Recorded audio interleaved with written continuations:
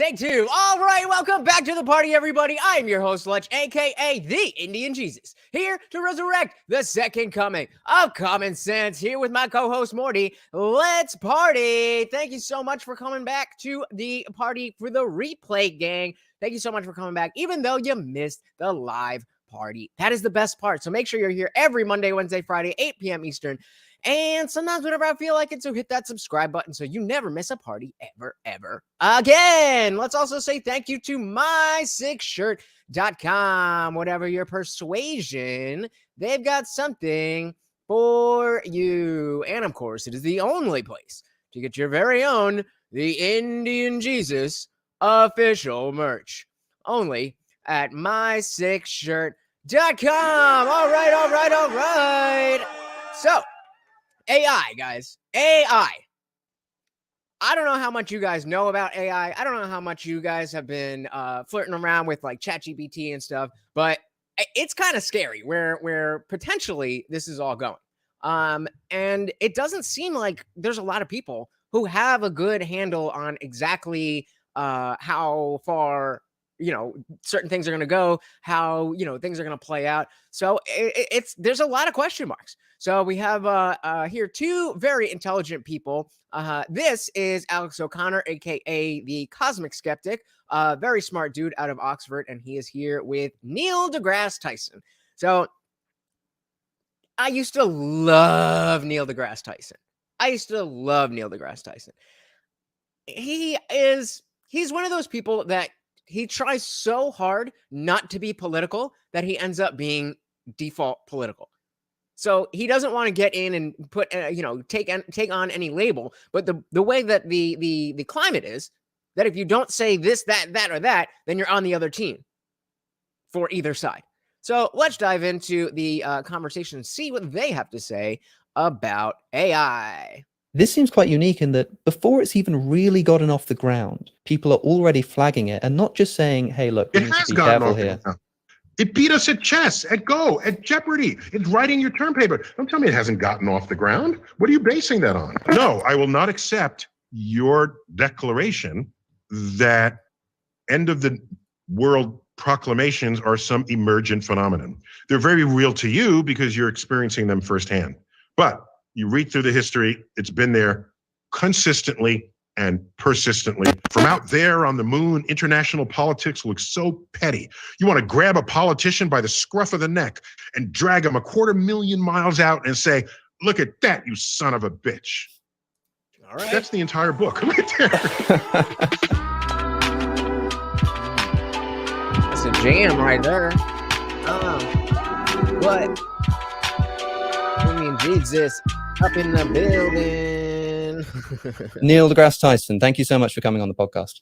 Sure, thanks for having me. I love the overarching themes that drive your conversation, so I'm delighted to participate. That's a good point. We've covered Cosmic Skeptic before, but he's been doing this Within Reason podcast. This is number 28. We covered one a while back, but I really do enjoy the types of conversations that he has. So far, score one for Neil.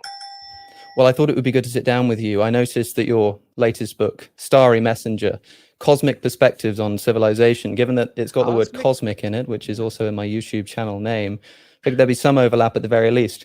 I wanted to begin by asking, actually, what is a cosmic perspective? Yeah, it's actually quite simple. You and your viewers, listeners, have surely heard of the overview effect, which is what is described by astronauts who've gone into orbit and they look down on Earth, and national borders dissolve away, and you see sort of the fragility of where you came from. It's a whole other outlook, and so astronauts are changed typically for having gone into space and looked down on Earth. And that's the basis of, if you're familiar with Carl Sagan, another guy who was very much into astronomy, the stars, and all that kind of stuff. The pale blue dot. The idea of the pale blue dot is the first astronauts who were far enough away from the Earth to actually see what he's talking about, the overview effect. It just blew their minds, and it changed it changed their perception about the universe. I mean, how could it not? That has great value Mm-hmm. But you know what has even greater value is a perspective that goes even beyond that. And I would call it a cosmic perspective, which exists not only in sight lines back towards Earth. So if you go to the moon, for example, and you look back to Earth, it's no longer just land masses passing beneath your feet. No, it's the entire Earth. Is they say, wait a minute, that's a planet. And I'm not on that planet right now. It's just floating. What's holding it up? I don't know. It's just there.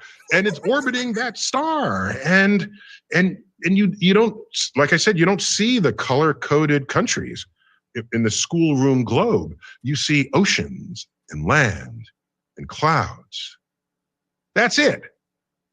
You don't know that people are killing one another because of what gods they worship or don't worship, or what skin color they have, or what who they sleep with, no, you don't see any of that. And so is it a good thing that you see it from far away, that you don't notice it, or is that a bad thing? That's a good question right there. Is it a good thing or a bad thing? I would have to say that it's a good thing, because I mean, just on the face of it, you know, as an atheist who is very much in favor of Christian values, I think separating the beliefs that come along with that and the those values is very important. And for a lot of people, the reason that those the belief structure is so strong is because of the fact that they believe that as I'm sure many of you do, that the earth is put here by God, and there's no other earth there's no other life in the universe, and this is that much more special. When you get to see it from from that perspective, it would really make you question, do I believe in the truth or not? You could probably argue it both ways, but I would say on balance, it's a good thing. Because if I go up into space and go to the moon with someone from a different faction, let's call them, where our factions are fighting each other on Earth, and we're together up in the moon where our survival depends on each other, do you think we're going to listen to instructions from military commanders on Earth or from heads of parliament? Oh, should I punch him in the nose now or later? What should I do? No. The wild, wild west, or the wild, wild stars, or something. We are two human beings, Homo sapiens, 250,000 miles away from the next nearest Homo sapien. All right? This is a cosmic perspective. Things look different from that distance. And an Apollo 14 astronaut, Apollo 14 is, of course, one of the ones that went and walked on the moon. Edgar Mitchell. I opened the book with a quote from him. His quote is so good, I didn't need to write the book. That could have just been the book. The quote is, you develop an instant global consciousness, a people orientation, an intense dissatisfaction with the state of the world, and a compulsion to do something about it. From out there on the moon, international politics looks so petty. You want to grab a politician by the scruff of the neck and drag him 250,000 miles out and say, look at that, you son of a bitch. That's the entire book right there. Well, allow me to present. And he was feeling it. He was feeling the cosmic perspective. I want to present a sort of equal and opposite cosmic perspective that I see some people present, especially on social media. I see a video starting with the person, then the house, then the city, then the country, then the globe, then the solar system, then the galaxy. Those videos are cool, where it starts with just like the person, then it zooms out and out and out and out. And I don't know how they do it. I mean, I'm sure, the technology is not that impressive now, but the first time you see it, like the first time I remember something like that was in the movie Limitless, where the opening kind of credits is just like a fractal zooming in. Very cool. Then the galaxy cluster, out and out it goes. And the idea and the message is, look how small we are. Look how we're just tiny little apes on a speck of dust in the middle of nowhere. And for many people, rather than feeling a sense of awe and grandiosity, it makes them feel rather small. It makes them feel a bit nihilistic. They think, look how tiny we are in this great expanse of the universe. So for them, adopting a cosmic perspective is something of a negative experience. I wonder what you would say to such people. I have two responses.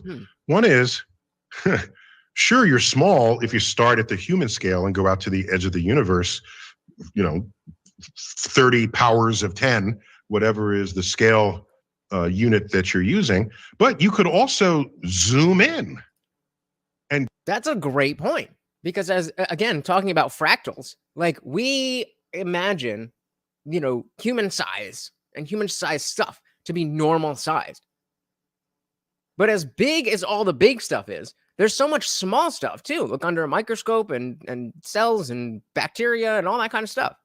Go into the cells of the human body, let's say the red blood cell, and you go in, and then you get to the through the cell wall, and you see the mitochondria or whatever the biologist has recently put inside your cell, and you go all the way down to the molecules, and then within the molecules, the atoms, and within the atoms, the nucleus. Yep. See, mitochondria, powerhouse of the cell, the nucleus of the atom. I paid attention in science. You can go as many powers of 10 into something smaller than you as bigger than you. So that would mean, theoretically, that in terms of size and of things in the universe, that human size is right in the middle. That's a crazy thought. I never really thought about that before. So if you want to feel large, take the trip the other way. So if you want to feel large, shave your bush. That's my advice. Okay. If feeling large is important to you, but feeling large is an ego thing, and there's really no room for ego. This is my second way to address that question. There's no room for an ego in the universe. In fact, so he's saying there's no room for ego. And, I'm making dick jokes here about, we want to feel large and whatever. And it's about ego. But, ego is one of the most dangerous, not dangerous, but one of the most influential things when it comes to, at least in terms of discourse, things falling apart.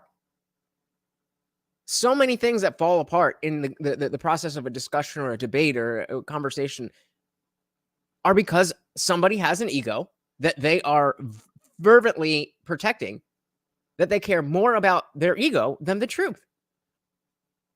And what good does that do anybody?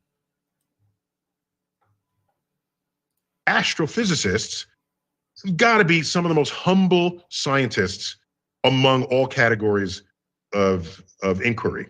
Because we look up, we small in time and in space, and the stuff we don't know, and we do. Okay, will we ever figure it out? And who ordered that? I don't know what that is. This is happening to us every day. And so I claim that if you go into it with no ego, and then you say, wow, we're small. But you know something else? What astrophysics discovered in the middle of the 20th century? That the atoms of your body were forged in the Big Bang and in the hearts of stars.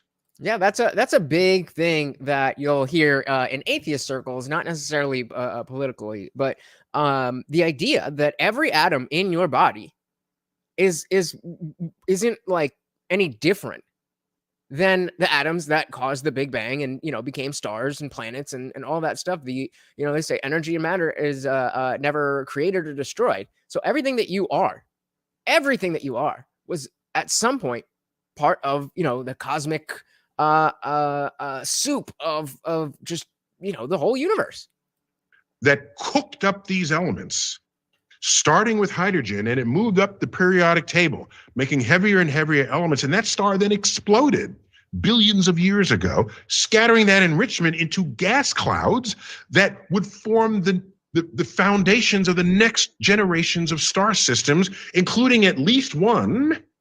Hey, we got no freedoms in the building. Welcome, welcome, welcome. I don't know what's going on. A little bit slow tonight, but glad you are here, brother. I bet you don't believe in it. That has what we call the sun and what we call Earth. And on that Earth, there is life. Fact. So, yeah, you go out and look up and say, I'm small in this universe. Yeah, you're alive in the universe, but you know what else is true? The universe is alive within you. That fact borders on the spiritual. Yeah, and that again, going back to the thoughts of atheism, a lot of people get their spiritual fulfillment directly and solely through religion, and they can't understand where you could get that outside of religion, which is why there is so much gate kept behind the belief of religion. And there's things like this that whether No Freedoms doesn't believe in it, but if I believe in it. And I find spiritual fulfillment from the fact that the same atoms that are in my hand and in my hair and in my brain were the same atoms that were there at the beginning of the universe and could have been a star at some point. That's spiritually fulfilling to me. Freedom says the Big Bang's dumb. How can humans actually believe that crap to be truth? Lots and lots and lots and lots and lots and lots and lots of empirical evidence. So that once you know it and you look up at the night sky and you say, I am one among the stars. I am part of this great unfolding of cosmic events from the Big Bang to whatever is the fate of the universe. And I get to watch my 3 billion seconds of it. That gets you about 95 years old. I get to watch 3 billion seconds of it. And that is my privilege of being alive in this universe. Yeah. And for a lot of us, that's all we need to understand that there is something bigger than us, bigger than myself going on, and I'm a part of it. I don't have to believe in things that can't be proven. I'll believe in things that can be proven, or at least shown to be the strongest conclusion that we can come up with. Somebody tomorrow could easily come out and say, actually, no, the Big Bang didn't happen. It actually happened like this. That's not going to happen. But theoretically, because we don't know with 100% certainty that could happen, and that's fine. Whatever would replace that would be even more fascinating. It's not evidence. All the smart people who cared died out. All right. That's how I think about it. You said it borders on the spiritual. Is this not enough? Is this not sort of quite enough to be fully spiritual as an experience for you? Well, spiritual it's a very loose word, and people have privatized the word in whatever way fits themselves. So semantic obfuscation. But in this case, it is an appropriate use of the word spiritual. And this is what I was saying in the beginning about how Neil deGrasse Tyson, I used to be such a bigger fan of him. And, he's a smart guy and whatever. But the idea that he's like, I'm just a scientist. I exist solely in science. I'm not in politics. I'm not an atheist. I'm not this. I'm not that. At a certain point, that became untenable. And it became less than honest. Because as our society got so much more politicized, there is no middle ground. There is no I'm not political. All that means is that you're a default liberal. And you probably don't want to do that. No Freedom says, just like Pluto is not a planet and jazz being so take COVID. That's not a sentence. It has decade of evidences. Are you trying to sound okay? I don't, that's why I don't want to claim I'm either inventing a new definition for it or using it in some way that would step on the toes of others. Who cares? Who cares? If you are the one using the word properly, then use it. When I say borders on spiritual, that's an open door for you to then think about it however it best merges with your sense of the world. However it fits into your random truth that probably has nothing to do with reality. He's trying to play both sides. And I get it, but you can't do that anymore. So to me, the way I would use the word spiritual, spirit means spirit, right? And spirit, I think from the Latin is breath, your breath, what is vital for life. All right. In the world of religion, spirituality has taken on religious patinas, and as many people do. So I leave it open. You reach for it, absorb it in whatever way best suits your needs. So I suppose I've sort of, I can't say I've noticed because I haven't been alive long enough, but it seems to me that if you were to ask people about science and scientific progress, say 50 years ago, you're thinking about rocket ships, you're thinking about extraterrestrial life, you're thinking about exploring the galaxy. Whereas now when we look at science and we look at the progress of science, we're looking at artificial intelligence and how it's going to destroy human civilization. We're looking at the science of global warming. We're looking at all kinds of destructive and things that sort of border on an Armageddon view for planet Earth. Why do you think this is happening? Because it's coming. It's coming. I mean, it is coming. Well, it's not the first time people imagined the end of the world. You go back 250 years, was it? I forgot the exact date. Thomas Malthus was certain the human population would outstrip the food supply because he looked at the rate at which the population was growing, which was exponential. And he looked at the rate at which food supply was growing, which was linear, and exponentials will always win out over linear. And so he was sure we would all just die. Some of the greatest sources of death in the history of civilization have been famine. Tens of millions of people have died from famine. Okay. In the history of civilization. There are millions of people dying each year today, these days, because of famine and other diseases that are a result of famine and malnutrition. So it's not a new thing to think about the end of the world. If you read... It is a new thing, however, to have this level of technology. The last time we had a technological breakthrough that was even close to this level was the internet. And the internet absolutely changed the face of the world. So that seems a little bit reductionist to me. The Christian Bible, the New Testament, there's all kinds of talk about the end is coming. That's why you read Revelation.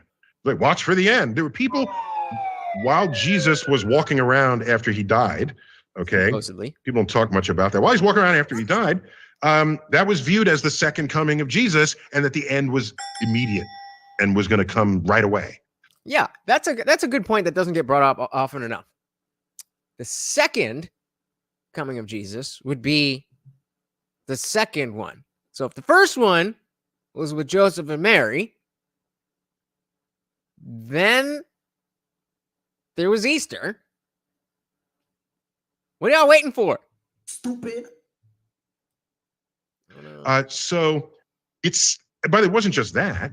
It was, in 1982, there was a great planetary alignment, and people thought that all the gravity would line up and destroy Earth. Okay, of course, it didn't happen. Then there were the people who thought that in the year 2000, that was the end of the world, and then 2012.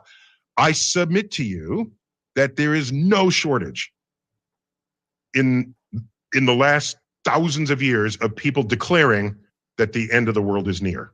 This is a bad argument. This is a bad argument because we know that for some reason, at some point, the world is going to end. Whether that's, heat death from the sun exploding or nukes or whatever it is, at some point, the world will end. So some prediction of the world ending is going to be true. That doesn't mean we should, take all of what he's saying, all these predictions as gospel. But the fact is, the world will end. And it's not even like people are saying AI and then the world's going to end. We're just worried about what's going to happen as we transition from a world where the smartest computers are very, very controlled by humans to where we don't have that power anymore.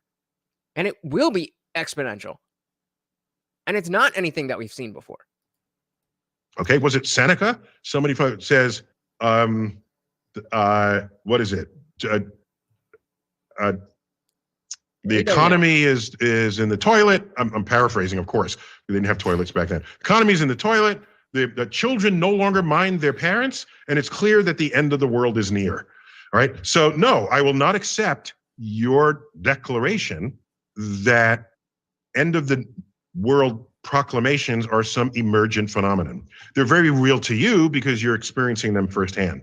But you read through the history, it's been there consistently and persistently. Just ask any ask any cult leader.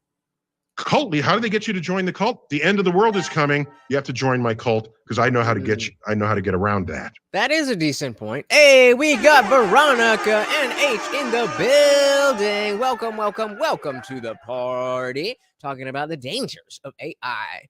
Veronica says Elon is the first one to call out worries about it. Don't think twice to question Elon. He's been right about a lot. Welcome to the party, Veronica. Glad to see ya.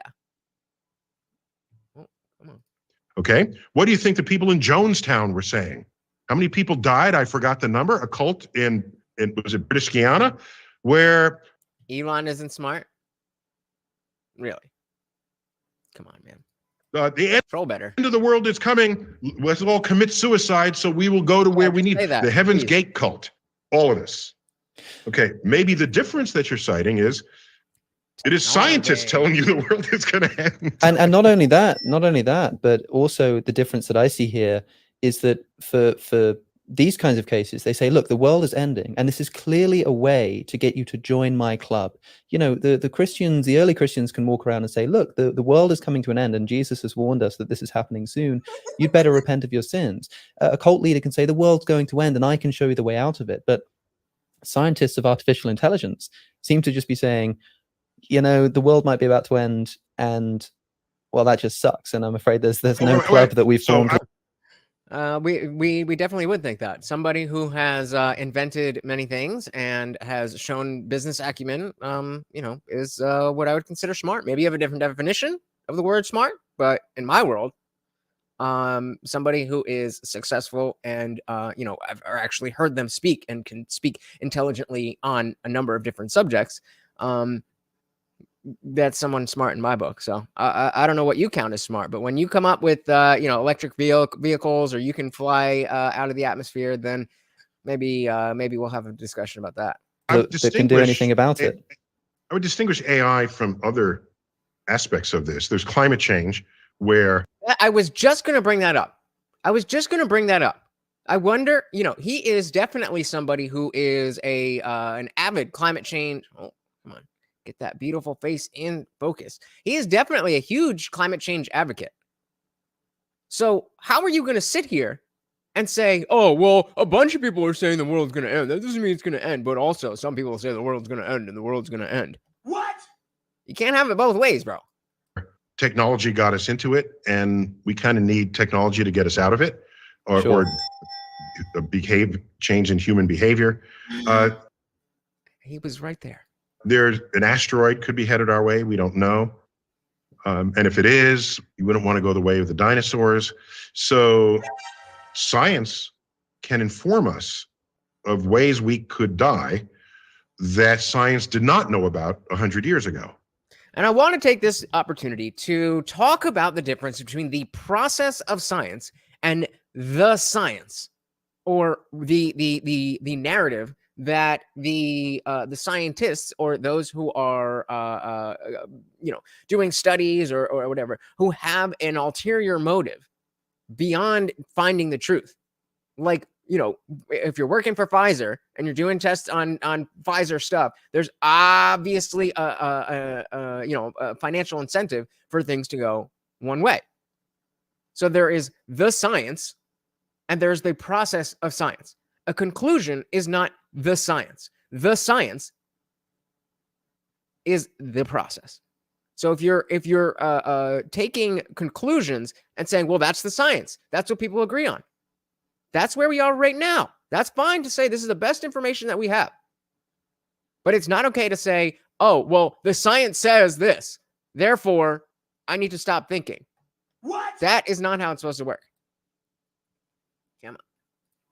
All right, so now technology, let's count AI as among the fruits of technology. There are people who fear that AI will ruin. I'm not among those, but then I'm not an expert, okay? Hold aside that I've written 50,000 lines of computer code, and I've been thinking about computers my whole life. I don't present myself as an expert, and I won't.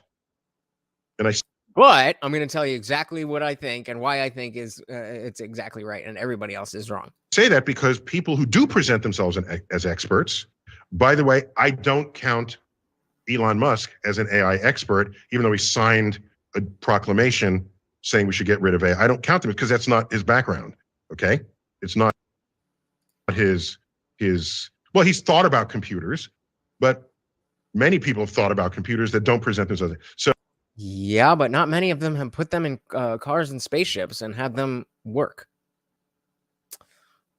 I guess you and No Freedoms, you and Neil deGrasse Tyson are on the same page here. So you want to know what he thinks because he's a captain of industry. So yes, it matters what he thinks. But if you want to know whether a prognostication of doom is real, then yeah, you see what people are saying about it. Where people say it's going, I don't agree that that's where it's going. But no reason for you. Okay. Why? Why is it that there are so many people who are high up in their field who know a lot about AI who are very worried? You say you're not. You just said you're not an expert. And you're not giving us any reason. We got a comment from Veronica here. Give me 1 second. Elon built PayPal, one of the biggest programs there are. He builds spaceships. Yeah, he's a smart guy. He's a smart guy. It's not about the money, bro. When did I just, since you said this, when did you say this? When did you say that? I have it over here. At 8:25, it is now 6 minutes later, and I addressed you 3 times, and never once did I bring up money. Never once. But, you know, keep straw manning. You to listen to me because I'm not the expert. Yeah, you But I make a have- prediction in the book. I wrote it down. You said, instead of becoming our overlord and enslaving us all, artificial intelligence will be just another helpful feature of the tech infrastructures. Just another helpful feature? That doesn't seem reductionist. That doesn't seem oversimplified. That a brand new type of self-programming will change the face of how we live? Let me see if this works. Serve our daily lives. You seem quite optimistic about the progress completely of artificial optimistic. intelligence. People freaked out when ChatGPT showed up. All right. Yeah. It's mastering language. And well, think this through. All right. I'm old enough to remember. Okay. He's gonna big bro us here, and he's old enough to remember, and we're too young. So let's see what he's got for us. When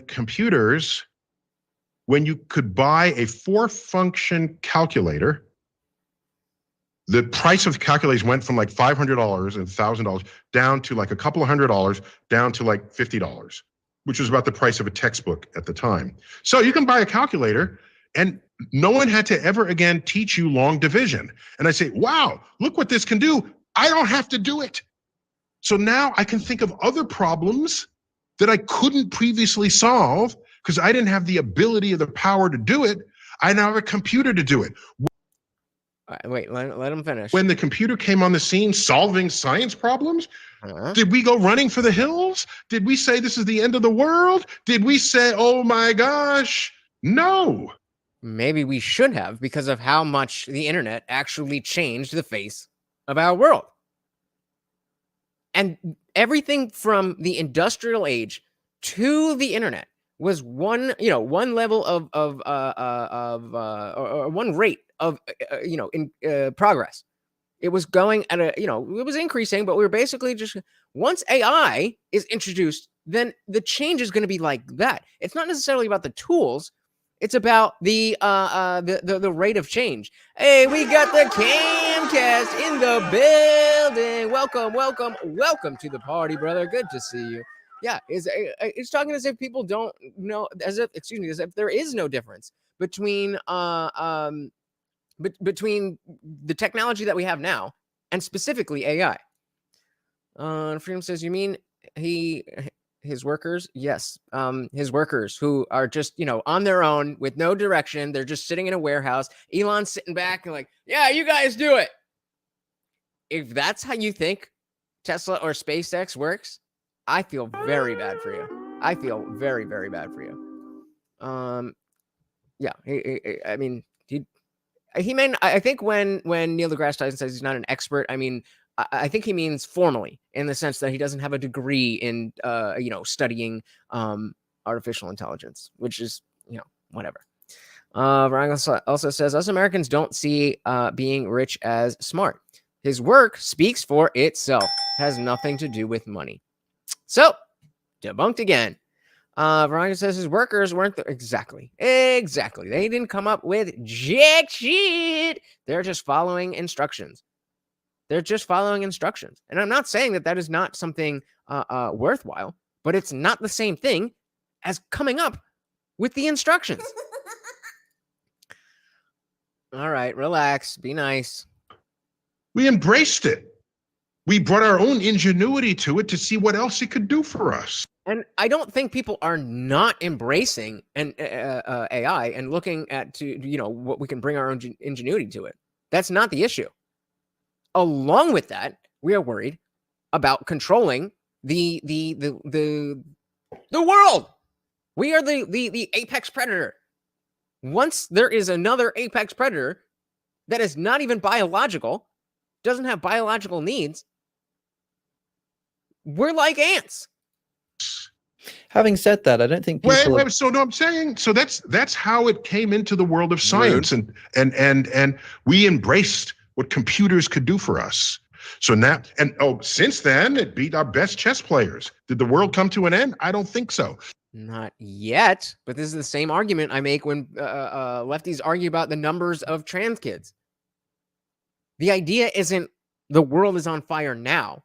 The idea is what you're doing is going to set the world on fire.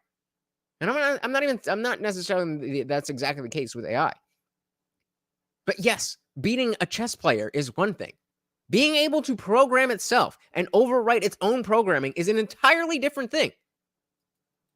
It beat us at Jeopardy, which involves culture, all right? And how nimble are you? Do you know what culture means and how it comes together to form new information compared with previous information? So you agree that it's advancing. You agree that it's getting better and better. So no, maybe winning chess isn't a big deal. No, maybe winning Jeopardy isn't a big deal. But what is next might be. That's the point. It beat us at Go. Did the world come to an end? No. So now it can write your term paper. You know what we should do? Get it to write the stuff that nobody else wants to write. Get it to write the stuff that no one signs their name to. Am I really the only one who's thinking this is completely reductionist? Oh, just get it to do this. What about when it doesn't want to do that? You didn't think of that. That's the whole point, is that it's going to have wants, and it's not going to be based on biological need. That's the problem, dude. Like instruction manuals. Let it write travel brochures. Nobody ever signed their name to those. Let it do all the things we don't want to do. Again, nobody is saying don't do that. You're just talking about something that we're not talking about. Okay? That's how I see every new advance in computing. I'm going to say it's a computing advance. You're going to call it AI? Fine. To me, it's a computing advance. Okay, and so is the internet. What is your argument here? By the way, we're kind of there now, almost.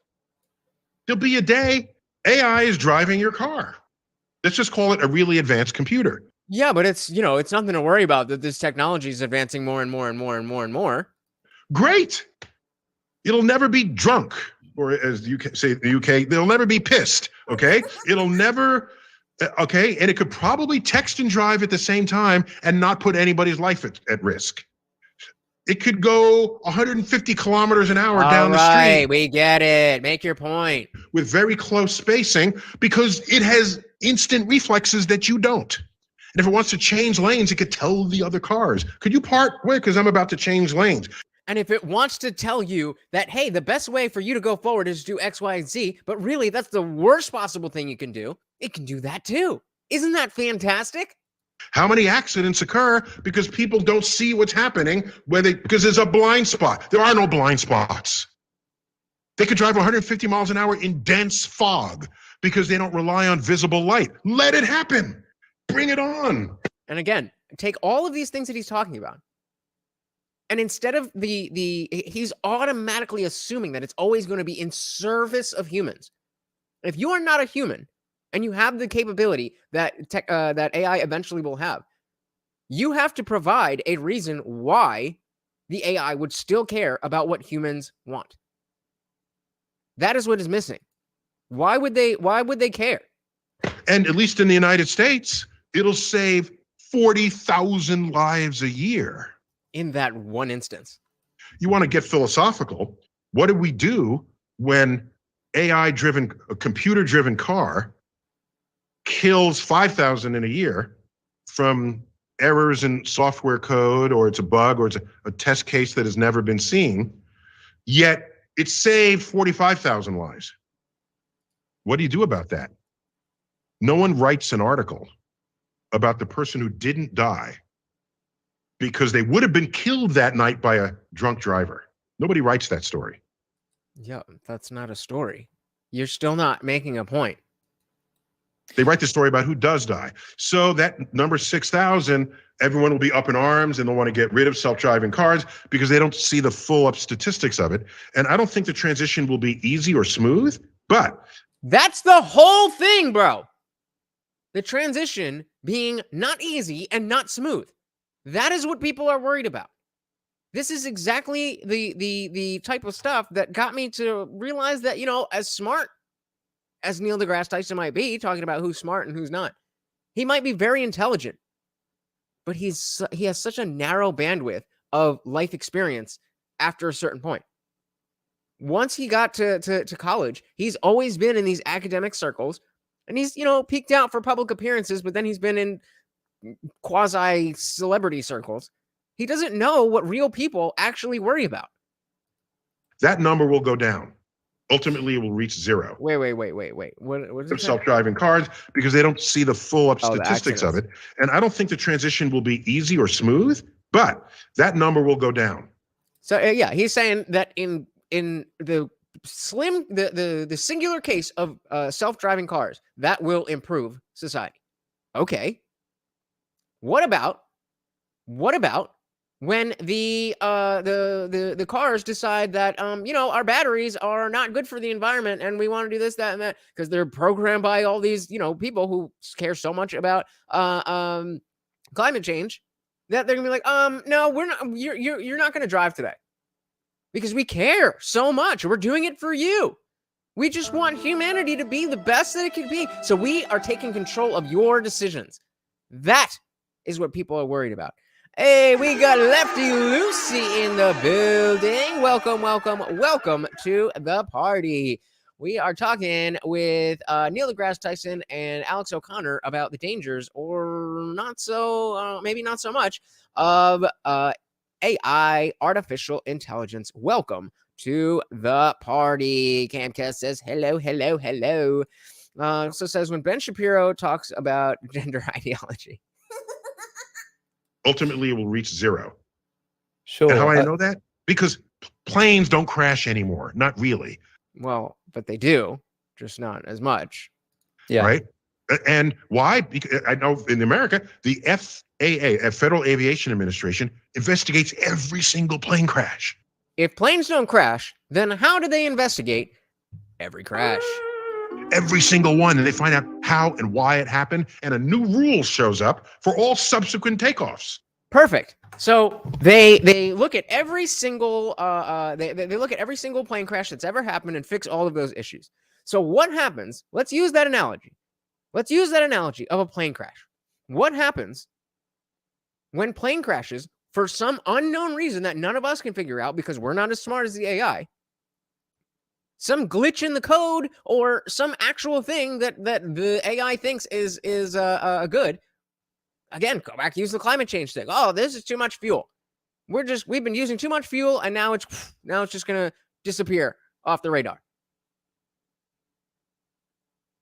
Not only is that going to happen, but the rate, again, the frequency with which these things are going to happen are not going to allow the human mind to keep up with each individual instance. That is the whole point of developing the AI. That it can do all of these things way better and faster than humans. So if it makes mistakes that we wouldn't make because it's on another level of we wouldn't even be able to get up there to make that mistake, then how are we supposed to fix it? And then by the time it happens once, it happens 10 million times. And then it reprograms itself, and it reprograms itself. And if it doesn't go in the direction, then we're starting off turning left. But again, it goes super left, super fast. Lucy said, Neil's on the bong again. That I don't have a problem with. I'm with it. But you can't be out here talking bullshit. Planes just disappear. Yeah, exactly. Planes just disappear now, let alone crash. This is it's a lot of cope. It feels like he has this, he stated this position at some point that he's not afraid of the future of AI. And now everything he's doing is in service of confirming that position, which is, need I say, not very scientific. But that's why you have to be careful. You know, again, as an atheist, these public scientific dudes for a time were very highly revered by, let's say, people of my ilk. But the celebrity aspect of it has kept them from really being who they were when they first got that stardom. Being people who were on the ground, real people living their lives, working on this stuff and telling us what we didn't know. Now it's just about, well, I got to keep up my image. Yep, I used to love Neil deGrasse Tyson so much.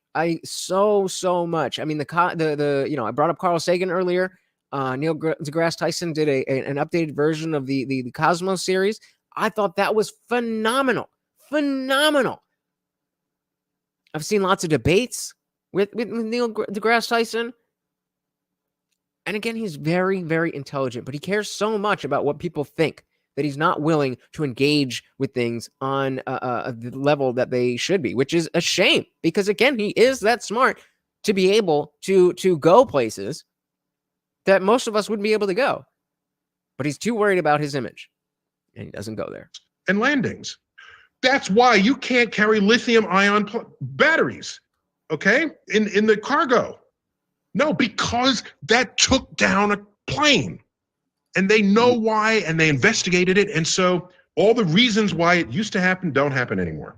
Yeah, Camcast, this is actually something that was very, I mean, it was a little bit past the point where I was like, okay, I see the chink in the armor. I see this guy is not, someone to be followed dogmatically. And that interview with Shapiro was enlightening, very enlightening. That's the future, and that's what I see. But it's not like somebody who has fears about artificial intelligence is going to not recognize this. They're going to say, of course, AI is going to be able to do the things that we can't do. It's going to be able to drive our cars. It's going to make life much easier. Obviously. Perhaps in the short term, but they still have a fear that this isn't incompatible with it. I mean, like with the calculator, nobody had a fear that the calculator was going to become sentient and develop its own desires and think that humans are getting in the way of its mathematical, mission for the universe. That's why people see AI as a different category of technological progress. There you go. It is a different category of technological progress in the same way that everything, including the computer itself, from mark it at the cotton gin if you want. Everything from the Industrial Revolution to the invention of the internet, not the internet, everything before that, all of that was on one plane of progress. Then we got to the internet. That was a different category of technological progress.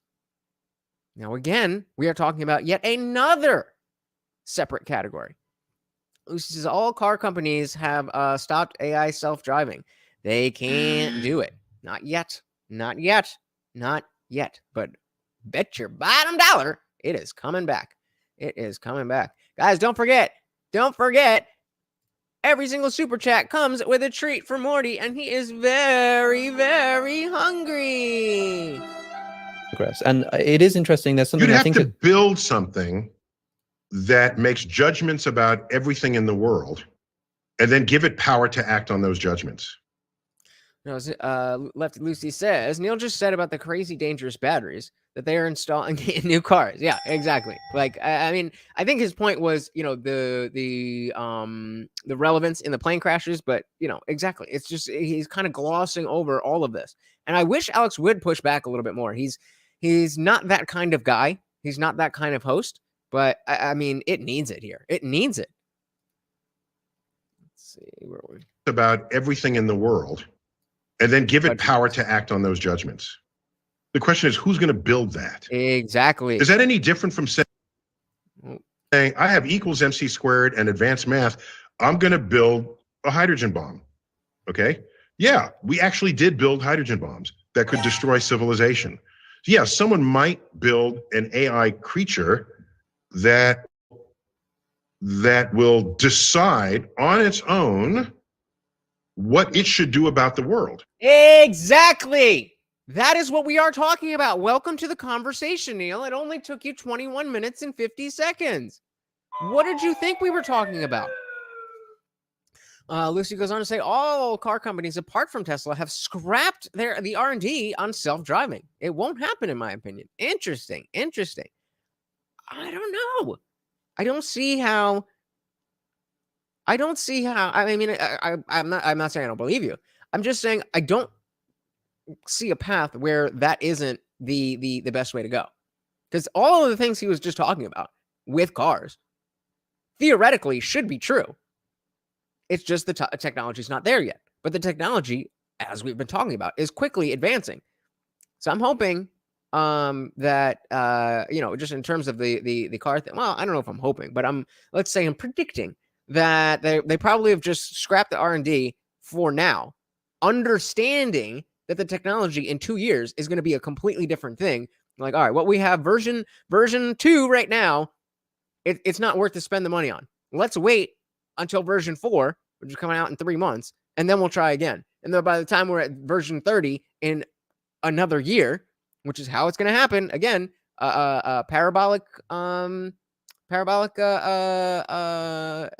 or you know what I mean, parabolic progression.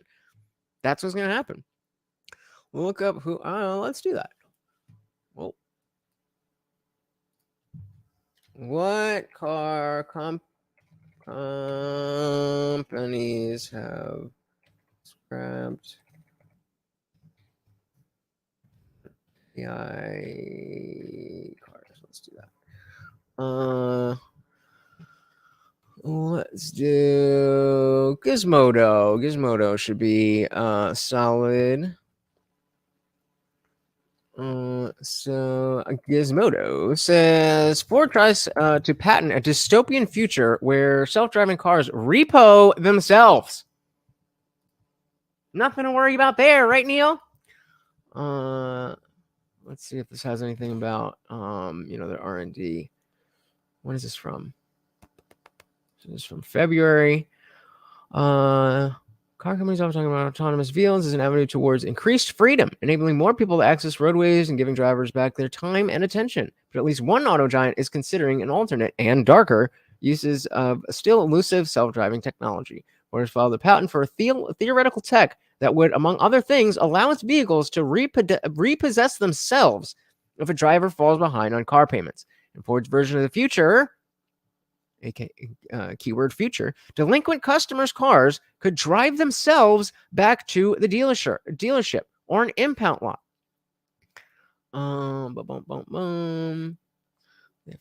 Yeah, so I mean, they may not be working on the actual technology, but they are still absolutely paying attention to it and putting things in motion. In the automaker's dystopian proposed and patented version of reality, a couple of skip car payments would trigger a cycle of in-car consequences or a multi-step repossession procedure, as it's called in the document. Person owner behind the then Ford person. Then your Ford personal vehicle would slowly transform into a version of hell. Hey, the Camcast! We got a new sponsor of the stream. And since we got Canadian money here, no question, no comment, just pure love of the game. That's why every super chat comes with a treat for Morty. He says, thank you so much. Says, have a toonie. Thank you for the toonie. Let me put you in the banner here. The Camcast. Thank you so much. I really do appreciate it. And so does Morty. I mean, he doesn't eat without you guys. He just don't eat. 184. And of course, the highest donation is the sponsor of the stream, as you can see in the banner right now. Thank you once again to the Camcast. Yeah, let's see if there's anything. Oh, this is kind of small. Sorry, guys. Let's see if there's anything in here about lockout condition. Yeah, so they got yeah, so they have other stuff too. The lockout condition could be variably enforced. So I mean, just based on this one article, we're seeing that you know, even if they're not necessarily so let's say, why have our companies here? Isn't that what I just did?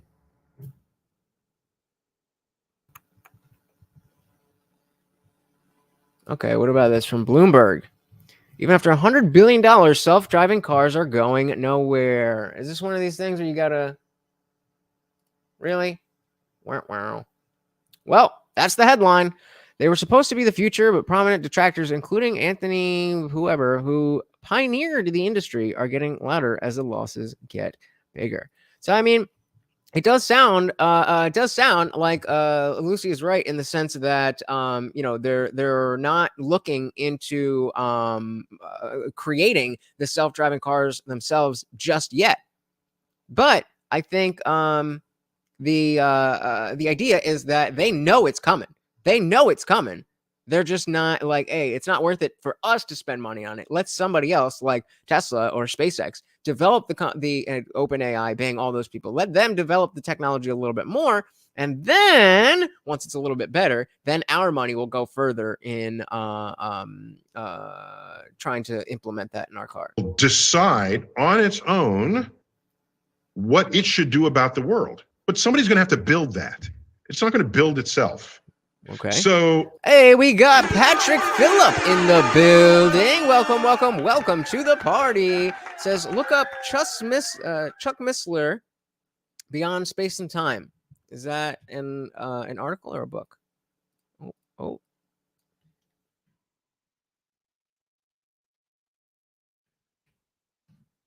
It's a book. All right, let's see what we can gather here. We can get a little clipsy. All right, let's just get. Well, no, that's an hour. Okay. What do we got here? All right, so we'll just read a little. We'll just read a little excerpt here. So from chapter 1, time and space. A physicist will never use either one of those terms. Time and space. Never want to use those terms separately because they are connected, woven together like two pieces of the same fabric. When one expands, the other contracts, stretching and pulling against each other in a manner that can be easily penciled out by mathematicians, but not so easily portrayed in our everyday life. We directly experience time in three space dimensions, length, width, and height, but additional dimensions exist past the ones where we see with our physical eyes. We sense they are there, but we can no more directly touch them than Charlie Brown can reach out and poke the person reading a comic strip. We can't feel those additional dimensions with our fingers, but they affect us. They affect us in more ways than we can imagine. This book is the first in a series, introduction of our exploration of nature, the nature of reality. So other books here. So yeah, in this study, we're going through explore the. So a lot of cool stuff here. Definitely a cool thing to check out. Thank you very much, Patrick Phillip. Computers can program. Yes, that's what we're talking about. AI. I mean that's the shorthand. When people are saying AI, that's the shorthand for what they are talking about. Computers that can program themselves or other computers. Lefty Lucy says, which are programmed by humans, can't get away from human error until the computers program themselves. Hey, we got the God Talk in the building. Welcome to the party. Says there's only one real danger: to end up in hellfire for rejecting Jesus. Well, okay. How do you know that? I'm gonna learn. How do you know that?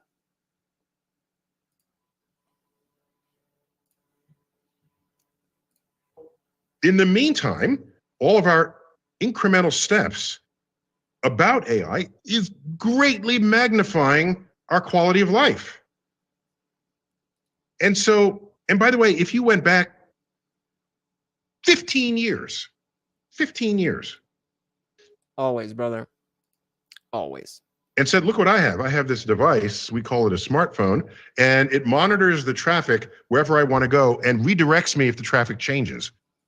They would burn you at the stake for being a witch. Okay. They would say, my gosh, what kind of AI is that? Is it sentient? Does it think? And you can ask it, Siri, where's the nearest Starbucks? Oh, go down the block. You would think that was AI. Every advancement that a previous generation would have called AI, that's just life.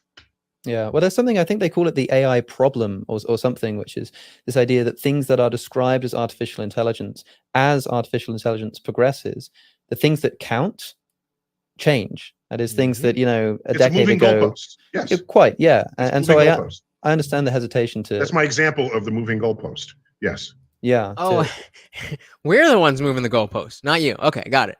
To put a sort of distinct boundary around it, but it's nice to hear some optimism for a change, I suppose, about this impending disaster. I do think that if you took a mobile phone back to, back 100 years, 200 years, people might think that you're some kind of witch. They might think that you're crazy. But do you think that they would look at that device and think that it's dangerous? I mean, here we have a science that's almost. But you'd have to go back to the era of superstition. Then they would see. Back? What you mean back? We got people right in here with superstitious beliefs. It's dangerous. But in the era of rational thought, the technology era, no, I don't see that happening. No, I kid when I say go back 15 years and burn you with a stake.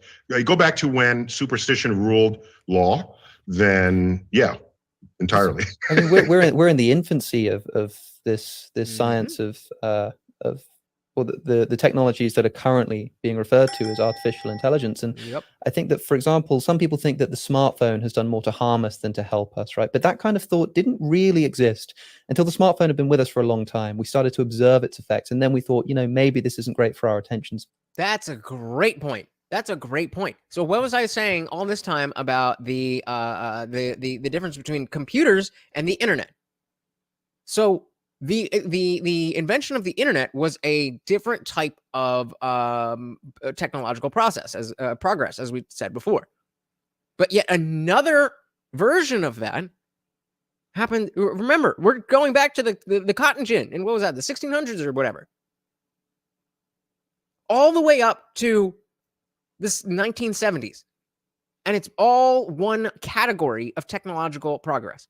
Then we have the internet. And now that's a different type of technological evolution. Now the internet's here, and we're going up like that. Then the smartphone, and we're going up a little bit more. And things are happening and affecting our brains and our society even faster and faster and faster and faster. So what is the logic that not only this continuing, but getting another degree of that change wouldn't be something that we should at least have caution with? Maybe this isn't great for our social interactions. This seems quite unique in that. Oh yeah, and I so he's bringing up about how it took it took time.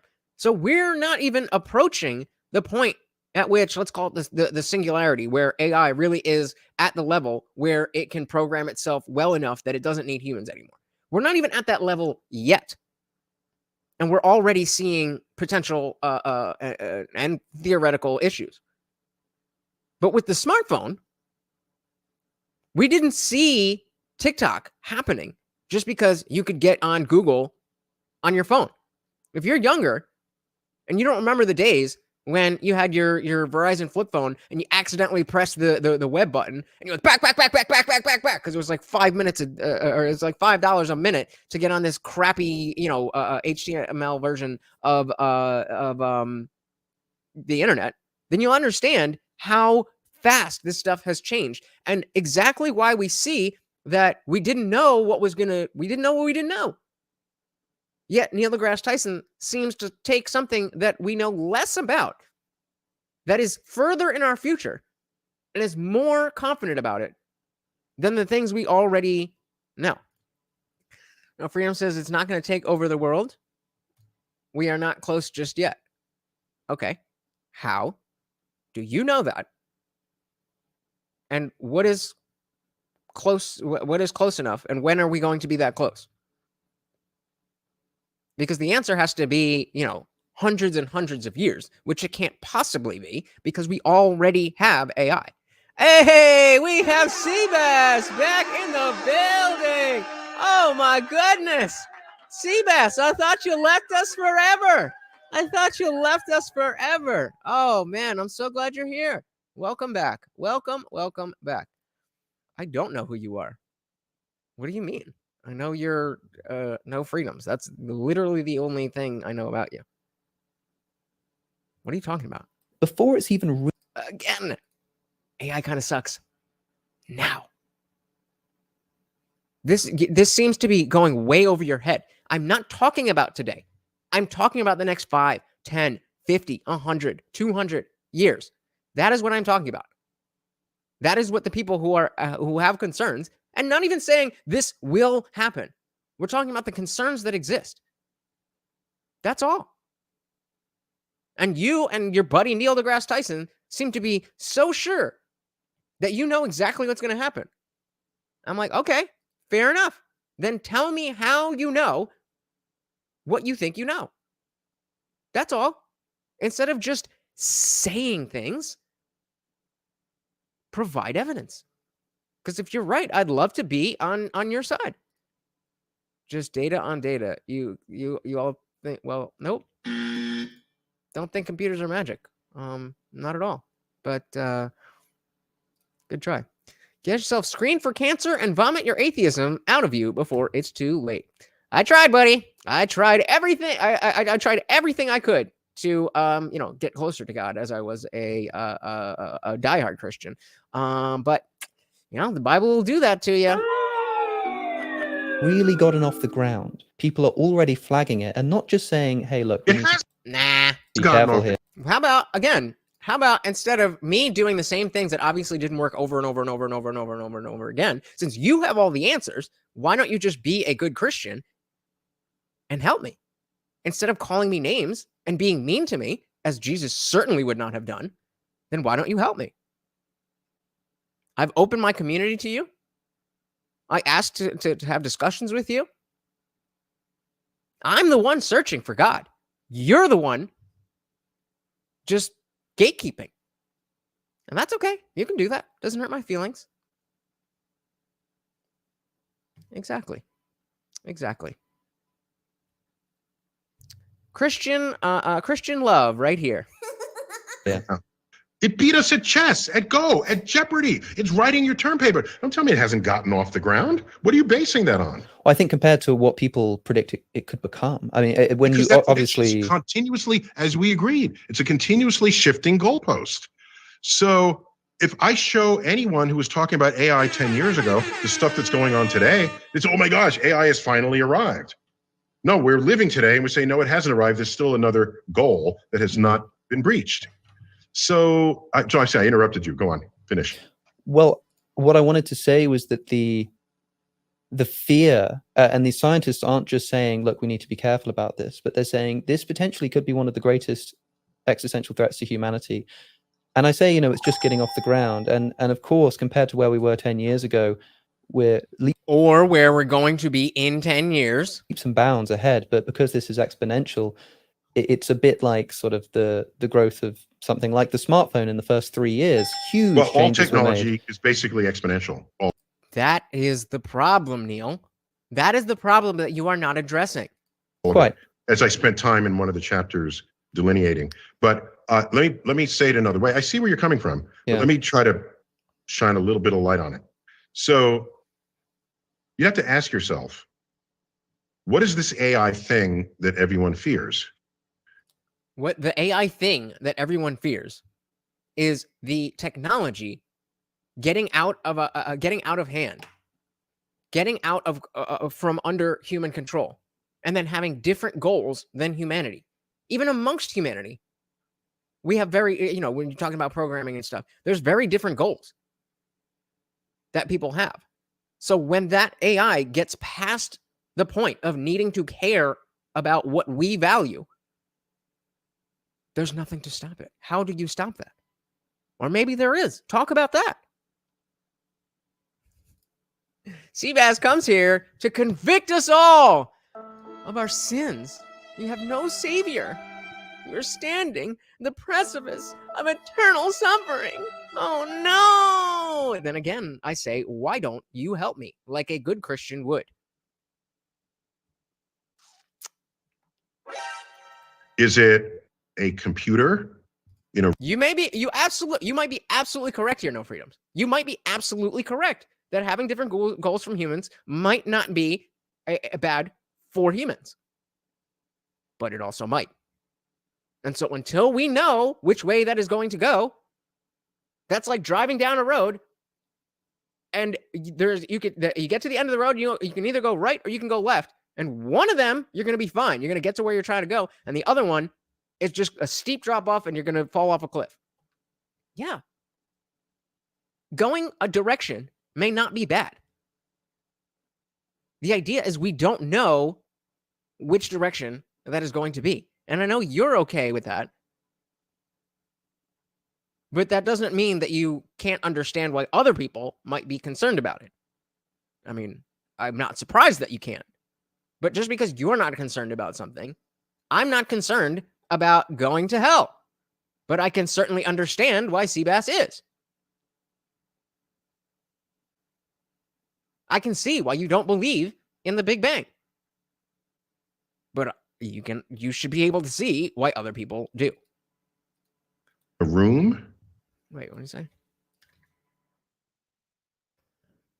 Figured out a new. You have to ask yourself. I figured out real quick. I figured out a new thing that whenever it is StreamYard that's making the struggle stream. So whenever all I got to do is switch to a different tab on my main thing, and we're good to go. So, fixed it. What is this AI thing that everyone fears?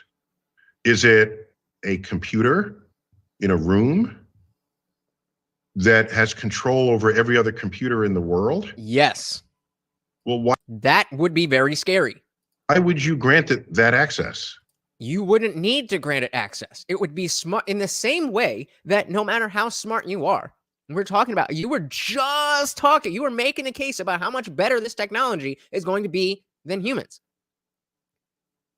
And if the goals are not the same, then how are you going to know that you're getting conned or scammed or swindled? How do you know that the AI doesn't have the goal of utilitarianism? And, somebody else could be saved and they're a match for your heart. And even though you're totally fine, we're going to kill you because they do. I don't know what the calculation would be. But you, Neil deGrasse Tyson, or No Freedoms, since you guys are buddy-buddy like that, have to present the information or the reason why that is not a reasonable thing to worry about. Oh, God. I was talking to an atheist the other day who told me there is no Big Bang, but everything has existed forever. So which atheist is the right atheist? You're all full of shit. Well, see, here's the thing. I talked to a Christian the other day who said that you should love everybody. Which one of you Christians are right? You're also full of shit. You see how it works both ways, but you want special pleading for your beliefs. Atheism has nothing to do with the Big Bang. Some atheists might believe that the Big Bang is real. Some might believe that something else is real. That has nothing to do with not believing in a God. The word AI to you means something totally different to me. That's fine, but okay, we're not talking about your version of AI. We're talking about the version of AI that everybody else in the world is talking about. Like I said, it's like the hydrogen bomb. Why would you grant access to the hydrogen bomb of a crazy person? So when we put into the hands of AI, giving access to the people who have that hydrogen bomb, it is not unreasonable to think that's either a person programming or a program itself could work in a way that is ideal for one person, that is not ideal for the rest of all people. Again, why would you grant it that person? Because maybe you're a crazy person. You can do some wild shit with your cell phone. Imagine what an evil person can do when they have the power of AI. You just wouldn't. Okay. Here's a computer that can control other computers, but you don't want it to control the computer that has the finger on the switch. So you put in firewalls or whatever we do today that. So see, seems like me and Seabass have found some common ground. It says when the AI decides to trigger the destruction, it will happen like a thief in the night.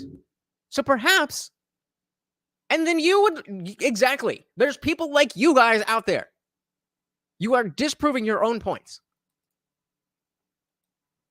Come on. Prevents bad forces from operating on powerful sources of energy and influence. Okay? You sure about that? That didn't sound very confident. You today that has the finger on the switch. So you put in firewalls or whatever we do today that prevents bad forces from operating on powerful sources of energy and influence. Okay, so you don't really understand how firewalls work and that it is just programming. And so when we're talking about programming that can program itself, it can program itself past anything that you can program. Okay, so I see that. Now we want to perhaps redouble the energy invested in how to tame that. And that was in that recent letter that was signed by so many that said we should stop our investigation of AI until we catch up with it.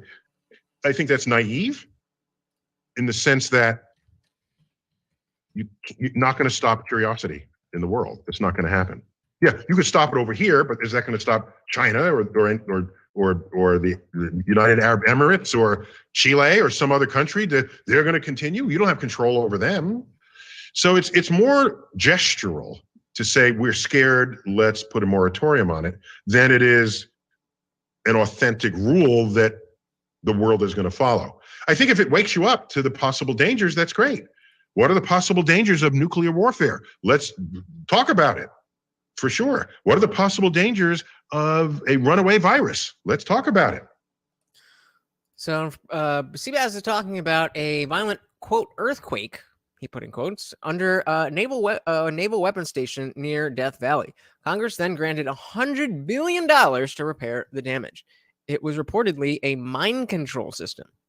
I don't know how much I believe about that, but I honestly, at this point, would not be surprised. Not at all. You'll have if heard... you weaponize germs, there are risks there. Let's talk about it. So I don't see this as a different kind of risk. You'll have heard the, in the past have put our lives at stake. This analogy of the 5-year-olds and the adult, and if artificial intelligence becomes something that is more intelligent than at least the average human being, potentially any human being, then us saying, well, look, we'll just put a firewall already is that. Quite. I'm just saying. And why it can do a billion calculations a second? That is the worrying part. That is the worrying part. It already is that, and it's going to get worse. This is the same exact argument I make with the transes. It's already bad, and you are trying to make it worse. Now, AI, I wouldn't use worse in the same context. But the things that we are worried about are the level of worry is going up because that is progressing. And again, it may be that everything is totally fine. Nobody's here saying this is absolutely going to happen, except for Neil deGrasse Tyson and No Freedoms. And, well, actually, everybody here is saying what's going to happen. But nobody is saying exactly what's going to happen with AI, except No Freedoms. We're just saying what we're worried about. There are patents dating back to the 70s regarding a device that will speak to your brain like a, quote, voice of God technology. That I believe. This station had a system that works with a device in your head. Works without a device in your head. Is that Scholar? Yeah, I mean, all this stuff is coming about. It's and like he's saying, oh, it's already there. We're already there. We're already there. We're already there. It's gonna get way worse, but don't worry about it. What? The math ain't mathin', bro. Used to think doing calculations was intelligence. Now it can do that. Now you're not counting that. You're not putting a check in that box and saying it's smarter than us. So, well, okay, let's say that it is. I think there are sort of different forms of intelligence, right? But I think the idea is of this thought experiment is the idea of this adult, this incredibly intelligent adult. Is it a machine in a room? No, this is a human being. Power plug? This is a human being, and there are a bunch of 5-year-olds who are trying to keep the human being in the cage, and they're a bit scared that the human being is that the adult's Come on. gonna try and escape, and they think, well, if that happens, we'll just stop him. But as the adult, you'd look at these 5-year-olds trying to keep you in a cage. It's think, laughable. It's give me a completely break, laughable. Right. Except the adult in your example is another version of a human being that walks and talks and this sort of thing. A computer is in a machine, in a box, in a room, and it talks to others. So let's call it a collective intelligence. I don't have a problem with that. And okay, and it breaks the code that we thought were unbreakable because it's like massively smart. And we have to ask, well, why would it do that? Did you program it that way? Did you say, become the most powerful thing in the world? Did you need to? Why would it not? Why, again, it may be completely wrong to think that the natural progression of any consciousness, whether it is real or artificial, would be towards selfish goals. Now, if you are a biological thing like a human, then you can get to, what, let's just call it Christian morality. You can get to Christian morality through selfishness. You can get to believe all of those same values. Remember, we're not talking about the beliefs, we're talking about the values. I'm a person, I feel pain, therefore I don't want to live in a world where pain is doled out, without a cause. So I'm not going to go around punching and kicking and hitting people. And I would hope that other people do the same. And other people do the same. So if somebody does something outside of that norm, then we do something about it. We take that person out, so on and so forth. But when an AI is a consciousness that doesn't have biology, then you can't know what its intentions will be. And again, maybe I'm wrong, but you, Neil deGrasse Tyson, are not putting forward the information that you have that lets you be so confident in what you're saying.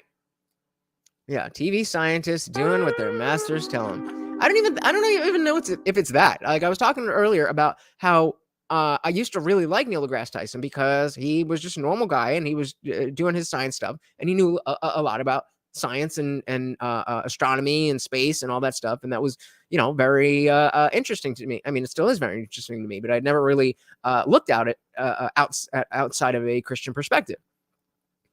And I think at a certain point, he just became more of a celebrity and a TV scientist than a scientist. Seabass says, according to many Christians, we believe that AI can be controlled by a demonic spirit. What? Okay. How does that work?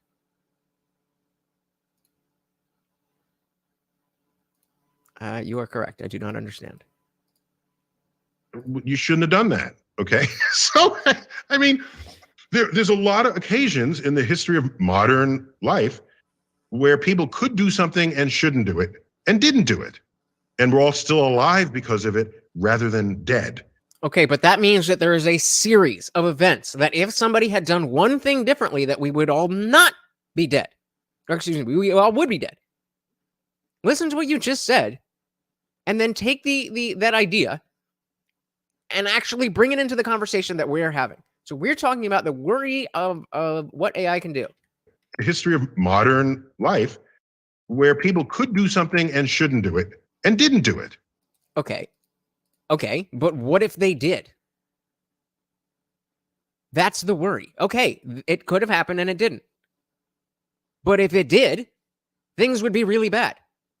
So if we are looking forward at something else where there is something that somebody shouldn't do, they might do it. Particularly if it's not a someone, it's a something.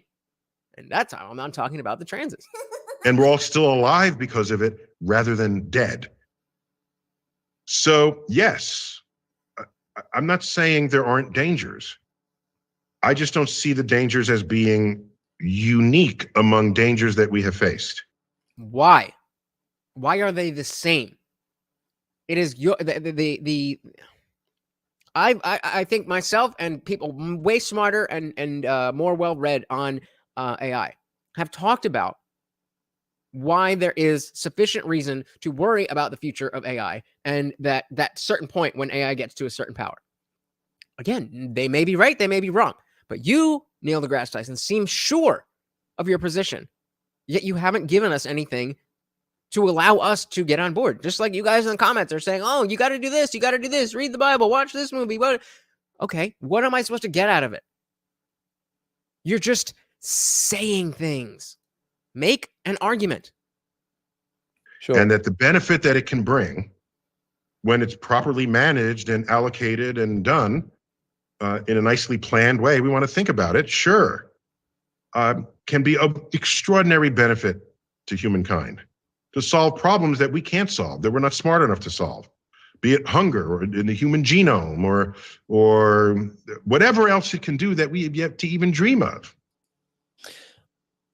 You mentioned earlier about, I mean, we've spoken here about let's say an internal technology or an internal fear that humans have about the planet.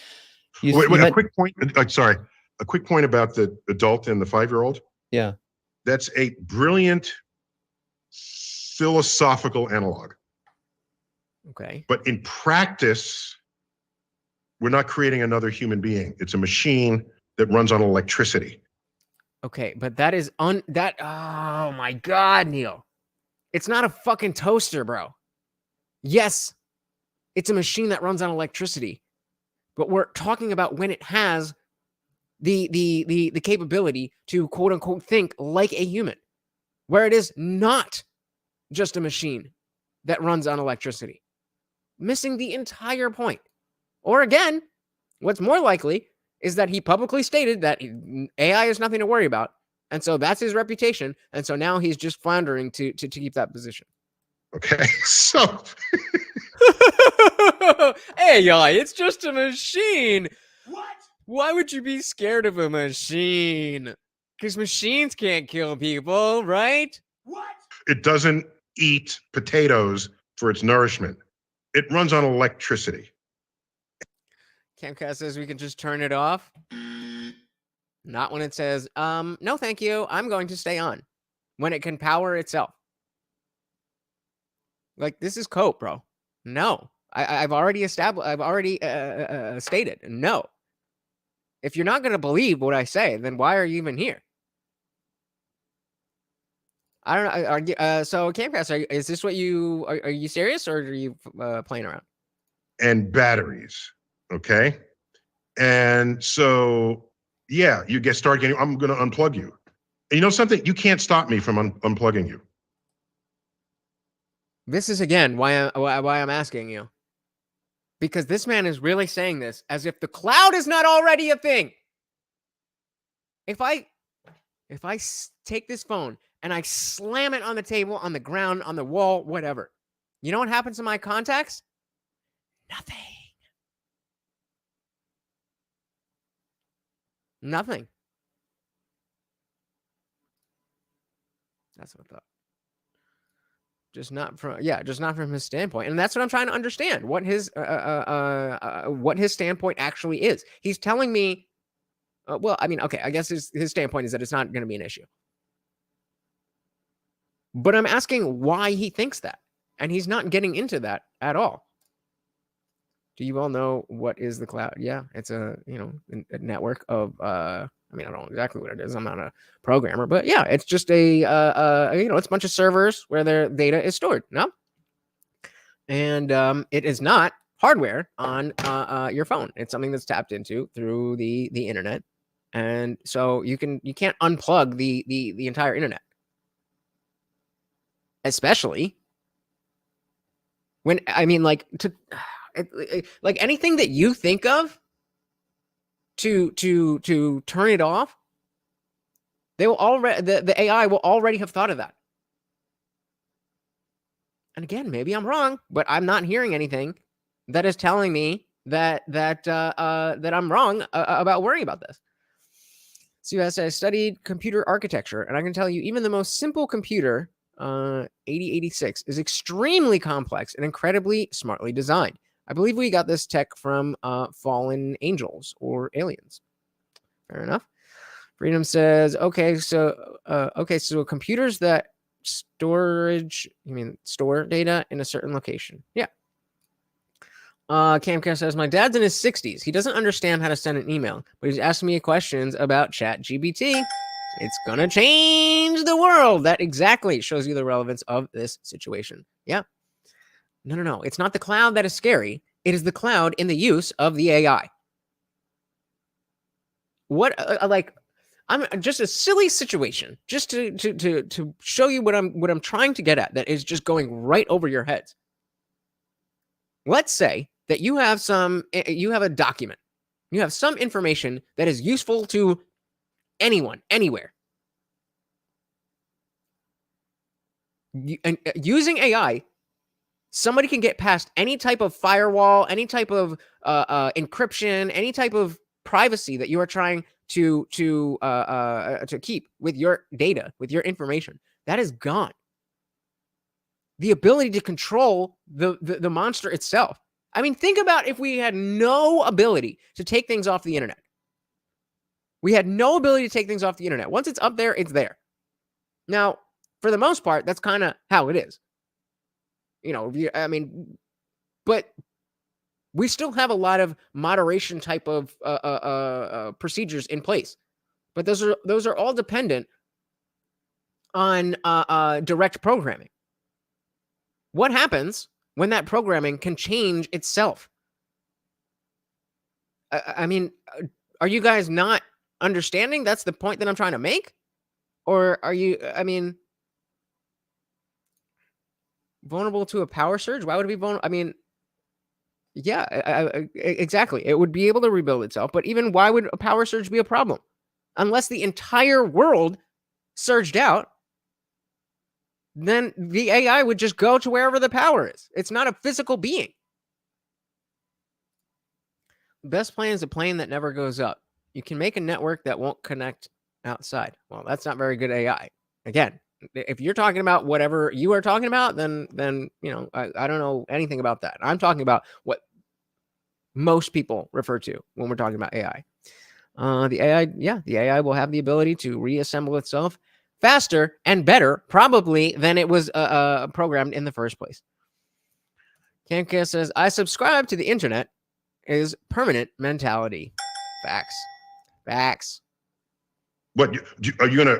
Is there some walking robot? No, we're not really making walking robots. They make fun YouTube videos, but no one is going to make a robot to do things because the thing itself is a robot. Am I going to make a robot to drive my car? No, my car is the robot. Okay, so what? Plus, AI only knows what's on the internet. And I love how he dropped that like it was some mic drop. Only knows what's on the internet. That's the effect you wanted. Yeah. The internet is the summation of all human knowledge, essentially. And as we understand that the power of AI is only as good as that which is on the internet, then we will want to push more things on the internet to improve the AI. So yes, if a spectacular CME, I don't know what that is, destroyed all the circuits that are not protected, there would be a period of downtime before the system rebuilt itself, with all power directed away from humans. Okay, wow. I don't know what's a CME. Freedom says there are servers built by companies. If you wanted, you could set fire. Come on, guys. If you want to, you could set fire to many servers and have all data destroyed. So if you are, this is what you're not understanding. So if you were to physically set a server on fire, what makes you think that AI wouldn't be able to tell that there's a program here. All the information that's on this server, we need to move to other servers. You don't think that a thermometer would be in AI's capability? Come on. Is that everything that humans know? Yup. Actually not. What's on the internet that humans know? Or what's not on the internet that humans know? I can make a discovery today. And then what are you going to do with it? Put it on the internet. So I'll get back to that. Seabass says CME equals coronal mass ejection, or a solar burst of electromagnetic energy that overwhelms the power grid, cars, anything electronic burns out. Fair enough. When's the last time that we had one of those? Actually, let's whatever. We got a short thing here. When was the last CME? Okay, there we go. Oh, you own a server? Yeah, nobody's like, exactly, and that's a good question. So if it's on the open network, then what is going on here? Then anything. Let's try that. Uh-oh. Come on. All right. Well, if that comes up, then I'll bring that back. But yeah. So what's to stop? What's to stop the entire internet, at least the core programming, to take over Camcast's entire server? And maybe it only has the base code, but like Seabass is saying, it can rebuild itself very, very, very, very quickly.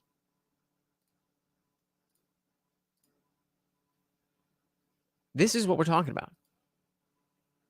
And write it down. And if I don't put it on the internet, AI will Why never wouldn't you know put it? Oh, my goddamn button. Why wouldn't you put it on the internet? Your job as a scientist is to learn things and then share it with the rest of us. Why would you not put it on the internet? What kind of cope is that? The solar burst happened, followed by Let's give a shout out to Tucker and Don Lemon for all of their amazing work in mainstream media. Yeah, for a human, not for an AI that does that like that. I mean, I get it. You don't get it. That's fine. It's that simple. It's that simple. Like, yeah. I suppose I wish I knew more about AI to be able to comment on the idea of just being able to switch it off. I think the fear is that somehow this beast will come to exist in a form that can't be just turned off, at least not simply. And you ask, right? Like, who really? Neil deGrasse Tyson? You think that the smartest minds in AI have not thought of? Well, maybe we could just unplug it.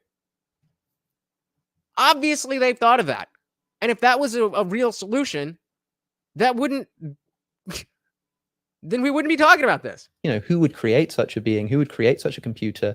I think there's a fear that it could either happen either by mistake or incompetency, or perhaps by some artificial intelligence. Nuclear ICBMs can happen by mistake or on purpose. Correct. Yeah, that's right. And by the way, you can think of it's not just all of civilization is. Okay, how are you going to gloss over that, bro? That's a big deal. Did I mishear him? Did he not just talk about nukes? And what I think there's a fear that it could either happen either by mistake or incompetency, or perhaps by some artificial intelligence. Right. Nuclear ICBMs can happen. Sounds like a big deal to me. Sounds like a big deal to me. Sounds at least like enough evidence that this is something that we should be paying attention to. And if not worried about, at least scrutinizing very closely. CBS says the X-class flare is one to be concerned with, and yesterday it was directed at Earth. The next time will be an X-class flare and no more live streaming. All right. Well, I mean, if it just happened, I didn't notice it, so can't be that big of a deal. By mistake or on purpose. Correct. Yeah, that's right. And by the way, you can think of it's not just all of civilization is think of weaponizing it. You send some AI bot into another country within their firewall, and it takes them out. Sure, this is a real thing. Yes, we should worry about it, but okay, then we should worry about it. What is this whole thing you've been talking about for 40 minutes about not worrying that everything's going to be fine and why are we doing this and that? Yeah, well, we should worry about it. Again, welcome to the conversation, Neil deGrasse Tyson. Bot into another country within their firewall, and it takes them out. Sure, this is a real thing. Yes, we should worry about it. Okay, we all But agree. I'm not going to uniquely worry about it and say we should never have AI. I see what you're saying. Nobody was saying that either. This man is the king of straw men. This man is the king of moving the goalpost. Did anybody say we have to stop progress on AI? Nobody said that. Certainly, Alex O'Connor did not say that. That's the conversation he's been having this whole time. Should we stop progressing on AI? Well, of course, that's why you're saying no. But that's not the question that's being asked. The question that's being asked, the one you just answered, is there something to worry about here? And you just said yes. So I can't possibly understand what other place you're coming from. What else do you think we're talking about? I wonder, having spoken about some internal threats, what do you think is the greatest threat to planet Earth from space? Asteroids. Asteroid strikes. Yeah, and we're practicing how to deflect them. The DART mission from NASA worked out pretty well. We feel pretty proud about slamming into an asteroid, altering its orbit, so that if you get good enough at that, you can deflect an asteroid that otherwise has us in its targets. But that's the single greatest threat. We plow through several hundred tons of meteors a day. So that's his position. His position is that, yeah, we got to worry about AI, but the asteroids, bro. I'm with you. An asteroid hitting the Earth would not be great either. But we don't have an entire industry of people working on getting an asteroid to hit the Earth. We do have an entire industry of people trying to develop AI. That is why you are not understanding this conversation, because you are having a different one. Seabass says, right now, after the CME directed at Earth, our magnetic field is weakened and more radiation hits the Earth. If there's a second burst to follow, it would destroy the satellites. Okay. A day. Wow. Most of them are small and they burn up in the atmosphere, and as shooting stars. Occasionally they're big and very dangerous, and they render things extinct. Okay, Kamala Harris. Sometimes, okay, they are very small. And they burn up in the atmosphere. The atmosphere is the air over our sphere. And a sphere is a circle. The best preserved crater in the world is in Arizona. It's nearly a mile across. You all still remember miles, right? It's fun to say nearly a mile across. Yeah. You all came up with it, right? So somebody ought to remember what a mile is across the pond. So, a mile across, 62-story building could be buried under the depth of the crater. And that was just 50,000 years ago. And as far as we know, not much went extinct then. But okay, so if we're talking about a time frame of 50,000 years, are we in the next 50,000 years? Maybe, yes, we have an asteroid to worry about. But which one is more imminent? No, yeah, let's go back talking about every 50,000 years.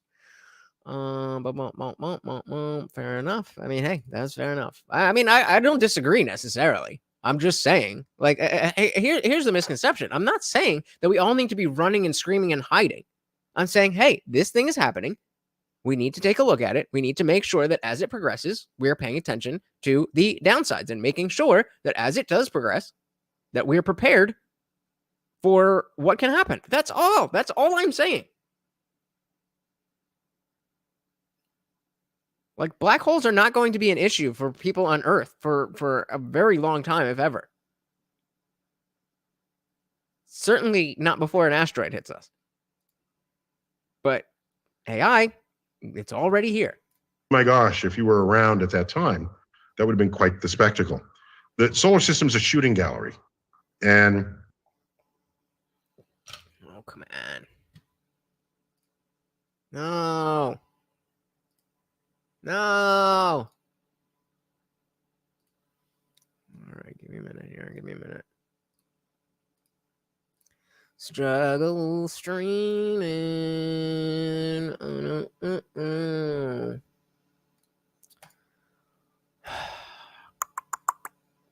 I don't know, guys. What are you guys saying? Yeah, I'm more afraid of you humans than the AI. Yeah, I mean, there's a lot out there. We definitely have to be worried. Like, it's not like there's one thing that we need to worry about, and everything else is fine. This is a single thing amongst a list of things that are going on in the world that deserve our attention. That's all. The AI will treat everyone differently depending on our status. If you're a person of influence, the AI will remind you who is boss. Facts. Facts.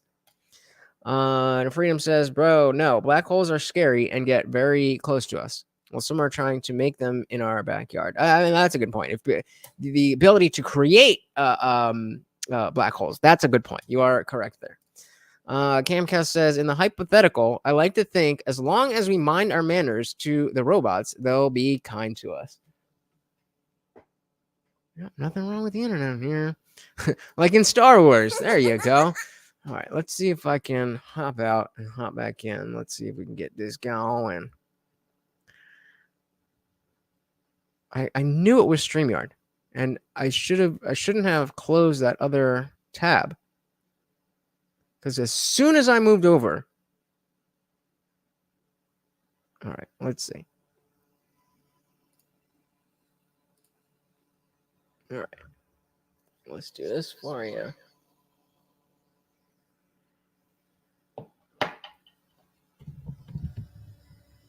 All right, no. All right. Give me 1 second here. All right, and let's see if that's working. Reload that at 33:49. Not working at all. Perfect. Wonderful. Great. Grand.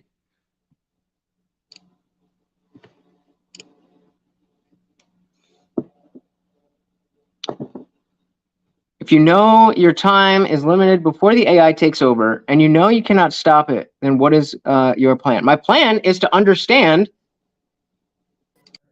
My plan is to understand the technology as best we can, so that when it comes time to actually worry about when it comes time that these things are actually an issue, that we have some type of game plan. We have some type of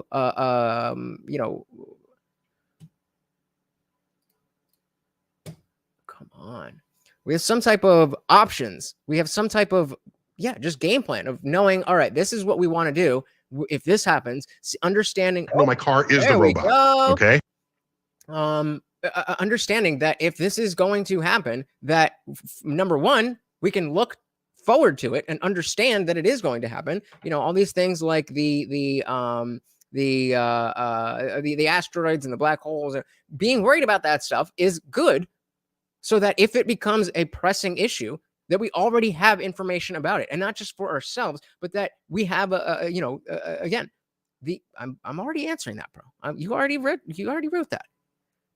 The plan is to have as much knowledge as possible, so that if and when a problem arises, that not only individuals, but society at large has enough information to be like, okay, this is what's going on. We need to do this, that, and that. I don't know what this, that, and that is yet, because I don't know what problems we're going to have. I don't know what the capabilities of AI are going to be. I don't know those things yet. I don't have the plan yet, because people like you are saying, oh, don't worry about it. Don't worry about it. Don't worry about it. How do you know not to worry about it? So plus, what if I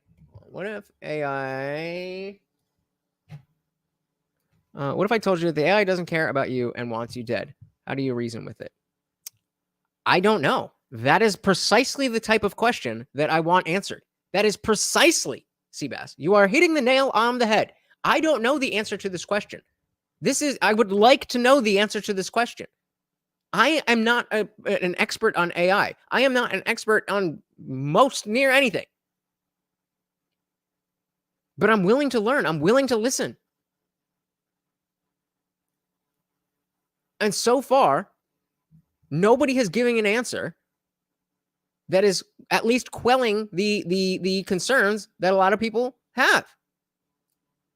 And if that's the answer, then, maybe we need to spend a lot more time not brushing off the idea that it's no big deal. And maybe production of AI should stop. I'm not saying that that's what I believe. I'm just saying, we need to understand this. And so just by saying, oh, no, it's a no, don't worry about it. Don't worry.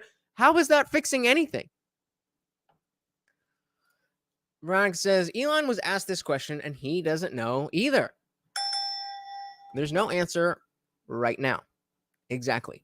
Which is why we are having conversations like this to further that discussion. Unfortunately, too many people who are actually here don't seem to understand that. So if you're in the replay gang, please comment and aside from Camcast and Veronica here, I mean, Seabass, you're right there, but then that doesn't help me. Jesus Christ is the answer to the question, who is the central figure of the Bible? I don't know how that's the answer to AI. I would love it if you would share that with us, but you won't. So if there's anybody out there who does have some useful information, in the comments below. AI. Okay, Jesus Christ is the emergency exit. Okay, where is that? Because the emergency exit to my house, I got two. I got the door, and then I got the sliding glass door here, so I can point those to you. And what you do in an emergency to use an exit is to walk out the door. So if Jesus Christ is the emergency exit, then please explain the process to me as I just explained to you how to use my emergency exits in my house. Only knows what's on the internet. Again, another mic drop moment. Yeah, the internet is a lot more than any one person or any group of people knows. It may not know everything, but there is a lot on the internet. Is that everything that humans know? Actually not. I can make a discovery today and write it down. Oh, yeah. And if I don't put it on the internet, which of course you would, because that's how science works, AI will never know it. If. Yeah, that's a big if. Why would you not? Why would you make a scientific discovery and not tell anybody? What kind of hypothetical is that? Veronica says there might be a way to redirect everything to other servers to shut it off or block it or something. But right now there is no emergency exit. Yeah, that's exactly right. That is the concern. Not that saying we will absolutely need an emergency exit, but that there is no emergency exit. Blah, blah, blah, blah, blah. No. We're going back to this one. And I've asked you, when you ask me questions, I answer them. So when I ask you questions, I expect that same reciprocity, that same respect. So again, I've asked you, if I'm not saying you're wrong. I'm saying, okay, you say Jesus Christ is the emergency exit to AI. Okay. Explain to me the way I explained to you how to use that emergency exit. I suppose I wish I knew more about AI to be able to comment on the idea of just being able to switch it off. I think the fear is that somehow this beast will come to exist in a form that can't be just turned off, at least not simply. And you ask, who would create such a being? Who would create such a computer? I think there's a fear that it could either happen either by mistake or incompetency. Or it gets into the hands of no freedom. Or perhaps by some artificial intelligence. Nuclear ICBMs. Can happen by mistake or on purpose. Correct. Yeah, that's right. And by the way, you can think of, it's not just all of civilization, think of weaponizing it. You send some AI bot into another country within their firewall and it takes them out. Sure. This is a real thing. Yes, we should worry about it. And I mean, this is where we left off before, but this is the point that we're trying to make, that this is something to be worried about. Not worried about that something bad is going to happen, but worried about in the sense that something could happen and we need to be prepared for that. But I'm not going to uniquely worry about it and say we should never have AI. I see what you're saying. I wonder, having spoken about some internal threats, what do you think is the greatest threat to planet Earth from space? Asteroids. Asteroid strikes. Yeah, and we're practicing how to deflect them. The DART mission from NASA worked out pretty well. We feel pretty proud about slamming into an asteroid, altering its orbit, so that if you get good enough at that, you can deflect an asteroid that Seabass, answer the otherwise question. has us in its targets. But that's the single greatest threat. We plow through several hundred tons of meteors a day. A day. Wow. Most of them are small and they burn up in the atmosphere. Occasionally. Okay, so we've got what you can't do. You cannot force the exit door open. God opens the door and closes it. Okay, so how does that work? And again, the question was, if Jesus is the emergency exit to the problems with AI, then how do you get God to open the door?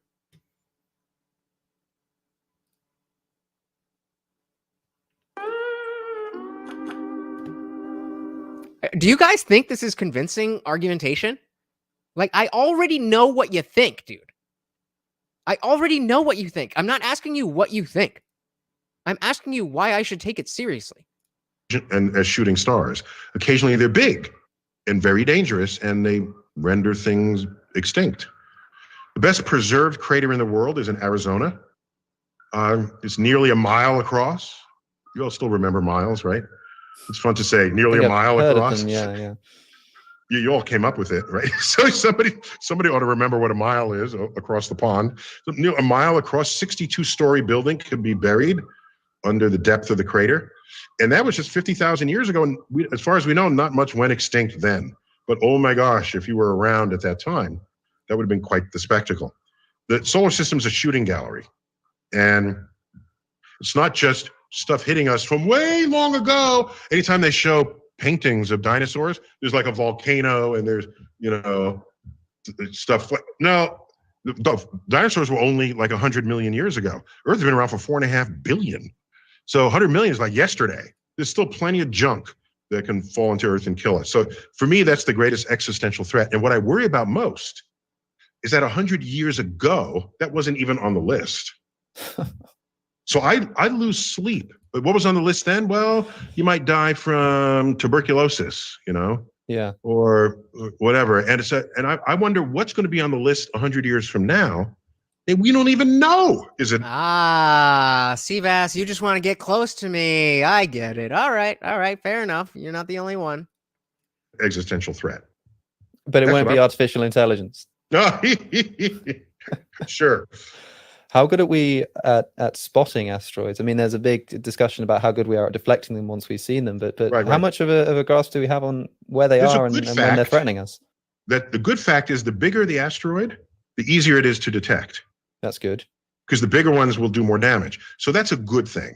So we can say with some confidence that there are no asteroids above 1 kilometer in diameter. Notice how when he gets into his actual lane of astronomy, he can give specifics. He can give reasons. I mean, bigger asteroids do more damage, obviously. But he didn't give any of this type of reasoning when he was talking about AI. Why is that? That hold Earth at risk anytime in the foreseeable future. But as you go to smaller and smaller asteroid sizes, there are many more of them. So they're harder to track, they're harder to discover, they're not as bright. And so we're not worrying about a species-ending asteroid. We're worried about one that will take out a grid. One will take out all of the UK. Wait a minute. Wait a minute. I just realized something. My witness will be used later by God. I will be called upon at your judgment, for example. And I will say, that's him, God. That's the guy. So you're telling me the all-powerful God, the omnipotent God, for whom I went through all of the sacraments, doesn't know who I am? Sounds like a moron.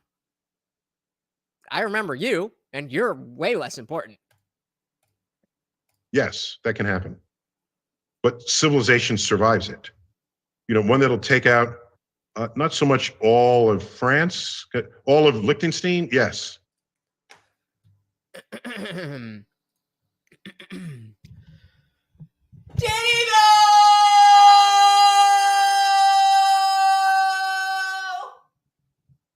You keep telling yourself that, bro. Keep telling yourself that. Wait, I gotta read these first. Okay. Also, let's be honest. Now, Freedom says, if I or someone else wants to create real AI, well, there's nothing you can even do. No one would care about your servers. The new tech, it will come up within a second, will be.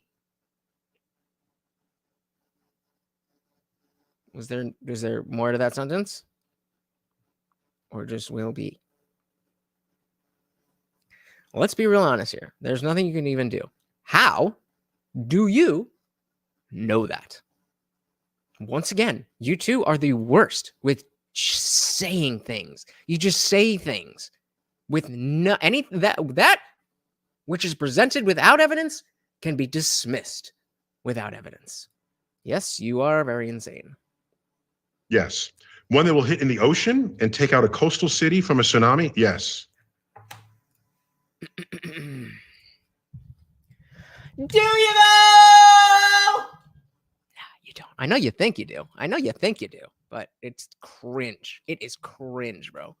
So, but they're not extinction level episodes. They're none large enough, in spite of what Hollywood will otherwise tell you. They're none big enough to accomplish that goal. Before I let you go, because I know that time is pressing, I wanted to ask you about something you referenced a few times. It absolutely is your fault that nobody can understand your wild, crazy ramblings. Yes, that is your fault, because I speak English and the rest of the people here speaking English, yet somehow you're the odd man out. Which is your forbidden Twitter file. Oh, You've mentioned a few tweets that maybe should have stayed in the forbidden Twitter file and never made it public. Oh, that's right. So he has the forbidden Twitter file where he would type up a tweet and then we've all done it and not send it, but he saved them. But I wanted to know, how often does that file grow, these tweets that you go to write and then think maybe the world best not hear this? Yeah, I have the file now contains, I don't know, not too many, 20 or 30 tweets. What? That I'm just not going to post. And there are others, like I said, maybe should have stayed there.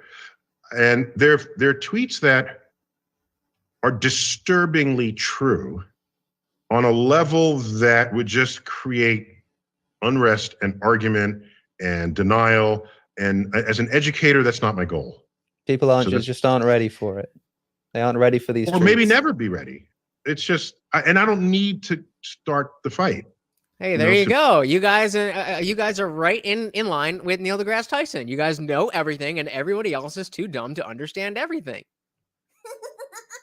Must be so hard for you guys. It's so true and so disturbing that people will be in denial of it.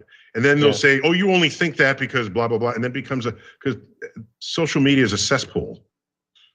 In its purest state, it's a cesspool. And I'm navigating that as I post some tweets and not others. Why are you still on social media in that case? Oh, great question. Because as an educator, I learned in that instant whether I was effective in what I said or how I said it. So if I use a word and people say, what does that word mean? Oh, that was not effective. If I say something that I think is kind of funny. And hey, No Freedoms, are you listening? Let's back this up because he's talking about you. What I learned, great question. Because as an educator, I learned in that instant whether I was effective in what I said or how I said it. So if I use a word and people say, what does that word mean? Oh, that was not effective. If I say something that I think is kind of funny and nobody laughs, then it's not funny. If I say something I think is clever and nobody says it's clever, then it's not clever. I think we get the point. I think we get the point here. You guys think you're the bee's knees. You're the cat's banana. Make your own channel and see how many people actually come and listen to your insane ramblings. It's hilarious that you guys think you're serious people.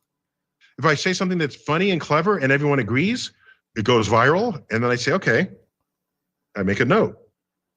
These words said these ways are potent. So that when do any of you do that? Do any of you who have this so wholly important message, pun intended, do you even care Of course not. You just want to sound like you're better than everybody else. The same as the virtue signaling trans activists, you are the other side of that coin. And until you, both of you, realize that you are two sides of the same coin that are just digging your heels into bullshit and turning everybody off of anything that you have to say, nothing will ever change. I address the public in public talks that I give. I'm now equipped to communicate with that much more precision with the audience that is gathered in front of me. So to me, social media is a proving ground of ideas that I want to share. What's the worst reaction that you've had to a tweet that just about made it out of the forbidden Twitter file and onto your real feed? Yeah, so there's one where... All right. So I'm just gonna print screen. Oh, I don't have to print screen. We can do the snipping tool. So we're gonna take a little picture. Where'd it go? We're gonna take a little picture of this, and then when what is that? Oh, there we go. When that's not working, and nobody gives a shit about what Seabass is saying. All right, this isn't working, so we'll just print screen, and well, why not? We'll post it in the Discord. So you say you can get more views. I just become out trans. Also, I'm not trying to make others understand. You either get it or you don't. That's why you sit here for hours and hours and hours and hours and hours and hours and hours and hours and hours and hours, day after day after day after day after week after week after week, trying to say the same things over and over and over and over and over again. Because you could just have a huge YouTube following where everybody's licking your balls, right? But you would rather be here. Stop the cap. Yeah, do it. Do it. You won't, because you can't. You are a pathetic loser who has nothing to say but the same three things over and over and over and over again. And I'm the only person on the entire internet who has the patience for your bullshit, because I understand how inconsequential you are. But yet, you don't seem to realize that's the way I view you, and both of you come back here and continue to spew this irrelevant, might I add, which is, just disrespectful in that sense. So to the replay gang, I apologize, but, come to the live show and I'll be able to interact with you. But for right now, all I have is this. Where we had one of our representatives to our Congress. Cope harder, baby. Cope harder. No freedoms, no balls. No freedoms. You have no balls. At a rally, was shot by someone and critically injured. She's recovered, but I think is still in a wheelchair. Shortly after that, I said, this is the consequence of living in a country where guns are plentiful. So before we get into that, yeah, Camcast, you're obviously right. I'm not that smart. You could really break me if you wanted to. Okay, do it. Oh, you can't. Oh, only the drugs when it got you. Oh, I'm such a drug-rattled idiot, but yet you can't even break me, right? Come on, bro. In the company of crazy people. Nope. Crazy people plus No. I voted for Hillary Clinton, and I've acknowledged that was a mistake. Have you ever acknowledged anything you've ever done as a mistake? Or do you just beeline through life like an NPC, just saying the same three things about Jesus and nothing to the topic at hand? guns. That's a bad recipe. So that's so what let's back this up, because he's actually saying things that are relevant. After that, I said, this is... Oh, he's crying. Rage quit. I thought you could break me. Bro. Didn't take long. All right, so this is the consequence. of living in a country where wait. I'm sorry, guys. I'm sorry. I didn't see this, but this is him trying to break me. Oh, my parents probably think you're a joke and a sad man with low counts. I don't even counts what? Your fun is over because it didn't work. Trolled out you are. It is sad. It is sad. There's real people out here. To all the Christians, let me stop. To all the Christians, this is who is representing your ideology. This is what is pushing atheists into the arms of leftists. I understand. You don't think like these crazy assholes, but they are representing you in the same way the trans activists are representing all the people who are just trying to live their lives and have, a little bit going on. But I have no problem with you trying to live your life in a way that makes you comfortable. If that's Christianity, go for it. If that's chopping your dick off and calling yourself Sally, go for it. What I have a problem with is the darker side. People like No Freedoms, people like Seabass, people like Dylan Mulvaney. They are two sides of the same coin. And I think I've just shown that demonstrably. Yeah, it's the projection. The projection. Well, you don't know anything and you're a sheep. Yet I'm going to come to your stream every single day and say the same 5 things, even though I totally could have a big following and I could totally break you. But I'm just, I'm out. Okay. Anyway. So now that that's gone, he's talking about guns here. This is the consequence of living in a country where guns are plentiful in the company of crazy people. So now you're being ableist about the Second Amendment. Okay, so you're on the board of if somebody takes antidepressants, that they shouldn't have the ability to protect themselves. Okay, understand. I just wanted to make sure we were all on the same page. Crazy people plus guns. That's a bad recipe. So that's what I said. I said it a little more elegantly, but that's how I said it. This is the last one, but I'm pretty sure lying is a sin. So you should apologize to your Sky Daddy, because lying, it would be so sad for you to be such a warrior for Christ. And then you get up to the pearly gates and God says, well, you were doing so good, especially when you were annoying all the people in the Indian Jesus stream. But then you lied. You're the liar. You're the sheep. I don't have a God. And yet you behave this way. That's basically what I said. Well, fascinating. No, you didn't.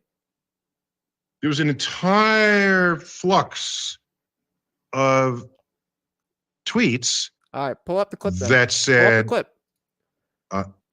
I have a mental illness and I am not a risk to your life. Other people say, who's going to be determining which mental illnesses are a risk to your life? I'm sure many people who are a risk to other people's lives because of their mental illness would say, I'm not a risk to you, but they would be.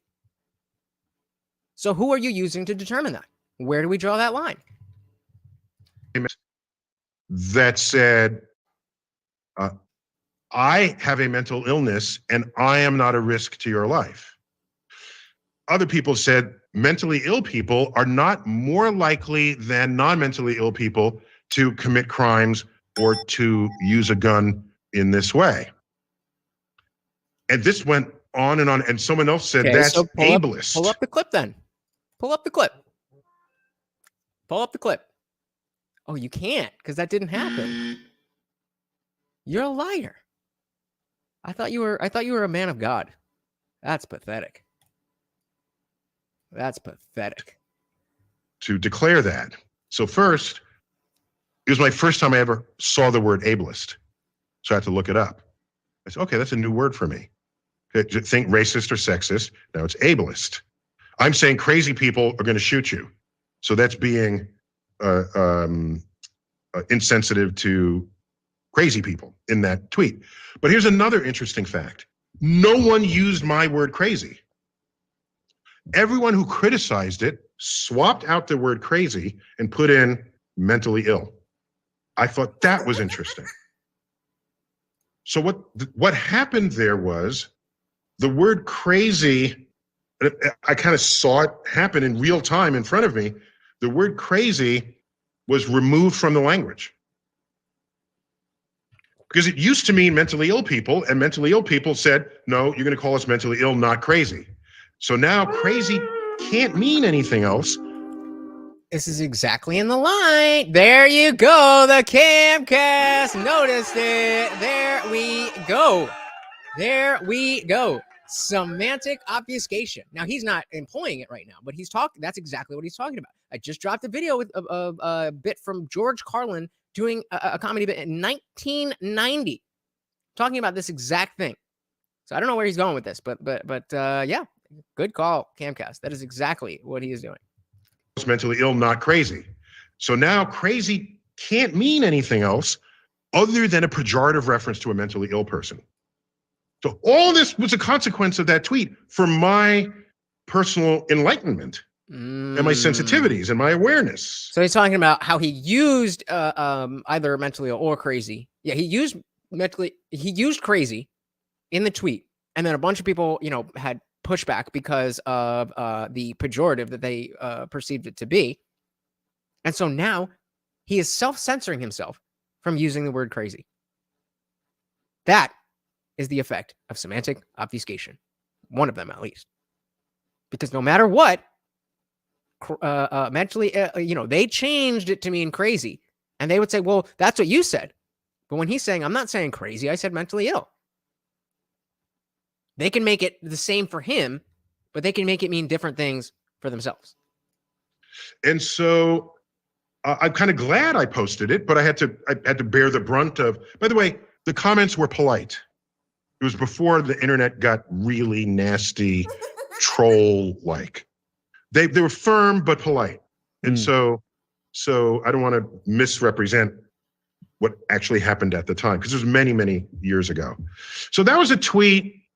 Maybe it could have stayed in the bin, but the fact that I put it out there helped me become a better educator. Well, I'll give you one more tweet. Remember, he's talking about the forbidden files, the tweets that he was going to put out, and then he didn't, and that one, I guess, got past the firewall. Just made it out the door, okay? And we'll end on that. After one of the horrific school shootings, I tweeted, at Walmart, America's largest gun seller. By the way, it might have been the world's largest, whichever of those it is, it was that in the tweet, okay? But let me say here for this conversation, America's largest gun seller, you can buy an AR-15 rifle, which had been used in the very recent shooting. You can buy an AR-15 rifle, yet company policy bans the sale of pop music with curse words. Take the message, Seabass. Come on. That was the tweet. That tweet has no value judgment whatsoever, other than this feels inconsistent. And that's not so much a value judgment as an observation of people trying to set up a sales policy. Okay? It's like an implied value judgment, perhaps. The fact that the tweet is being made, they should or shouldn't sell guns. I'm not saying the rock music should or shouldn't have lyrics. See, this is what I mean. He's so wishy-washy. I'm just saying a thing. There's no implication behind saying this is bad. There's no implication. There is an implication. And even if the intention to imply something wasn't there, you, again, have to realize you are now living in a world where everything is going to be politicized and is going to put you in one camp or the other, and there is no escaping that. And the more you try to say, no, I'm in the middle, I'm not in the middle, I'm not talking about that, then people are just going to lose faith in you as somebody who will speak the truth. because they see that, oh, you're only going to say what people are going to like. I'm saying if you're going to have one, it's odd that you don't have the other. If you're okay with selling guns, why do you fear curse words? That's really what it is. Sure. And that's okay. So I'm not saying anything about curse words or guns other than if you're worried that curse words will hurt you, why are you selling guns? If you're selling guns, why are you worried that curse words will hurt you? And again, I agree with the logic of the statement, but there's no, like, the platform of Twitter implies that you, aside from just thinking that, aside from you saying it on a podcast, you tweeting that, specifically tweeting it, means that you are either saying that we shouldn't have guns, or that we should have curse words, or that you have a problem with the policies around either one of them. If that's not your intention, then don't tweet it. Put it in the forbidden tweets file, because that is what Twitter is for giving your political opinions. It used to be just, I had a sandwich. You remember when millennials were the Gen Z of America, and it was always like, I don't care that you had a Dr. Pepper, and when they were first making fun of social media. It's not like that anymore, bro. It's all political. And if you don't want to get involved in that, then stay out of it. There is no singular interpretation of that tweet. It is a highlight of an inconsistency. Right. Well, people. So instead of just saying things, stand for something. You've identified an issue, an inconsistency. Okay, so what do we do about that? Otherwise, you are just bringing me problems, as if I don't already have enough problems, as if we, as a country, don't already have enough problems. And you're talking about curse words? What? Ganged up on the tweet. Practically down the middle. Half said, welcome to Twitter. They're a private company. If they want to, they're not the government, so they can say that free speech only applies to government. They thought it was like a free speech First Amendment thing. In the United States Constitution, the First Amendment protects free speech. The other half said they want to sell guns, they can. It's protected by the Second Amendment. The other half made it a Second Amendment thing, thinking I'm trying to defend either the First or the Second Amendment. Yeah, how dare they? How dare they think that you using a platform which is primarily used for political discussion to bring up something that's relevant to politics and have people have an opinion? How dare they? I was doing neither, and that was so illuminating to me, because what it told me was if he had said that was so frustrating to me, I would have been annoyed, but saying that's enlightening, all right, at least you learned. People bring their bias, they have a lens, and they use that lens to interpret non-biased information. They use the lens to assert that neutral information carries a bias. That's what this was mind-blowing to me. So I thought people say, oh, that's interesting. I never knew that. But no, people took sides. They Again, didn't even welcome to the internet. Welcome to Twitter. That is how it works. I'm glad you realize that's how it works now, but that's how it works. So this idea, well, I'm just saying a thing that's very, touching on these super hot button issues. I'm just saying a thing. No. Well, because of evidence, as I've been saying since you came and started asking me. I have no evidence of God, but I can say shit. I can say fuck. Well, no belief is necessary anymore. I don't believe in a curse word. I know curse words exist. See each other's side that was getting taken because they thought I was trying to ban guns or ban pop music when I wasn't trying to do either. Boy, that was illuminating. That was, you talk about helpful information for an educator. Yeah, there it was. That's Twitter for you, I suppose. Hopefully, exactly. Neil only cares about his own opinion. He wants you to follow him. Sound familiar? Yeah, a lot of people like that. I believe it comes from the old superstition of a curse. A lot of social media, And Twitter. again, see, I'm not doing this anymore. Notice how every time you ask a question, I answer it, and every time I ask a question, you just ramble. So, till you answer my, well, I mean, I guess you did answer that question. Fair enough. Fair enough. As at the pinnacle, of course, but yes. Yeah. I like to think that YouTube is a slightly safer place, but I suppose that we will find out in the comment section to this podcast. Neil deGrasse Tyson, thank you so much for your time. Thanks for your interest. I'm happy to share it with whoever will listen. All right. Thanks. Did you enjoy that conversation? You must have done at least a little bit because you made it to the end.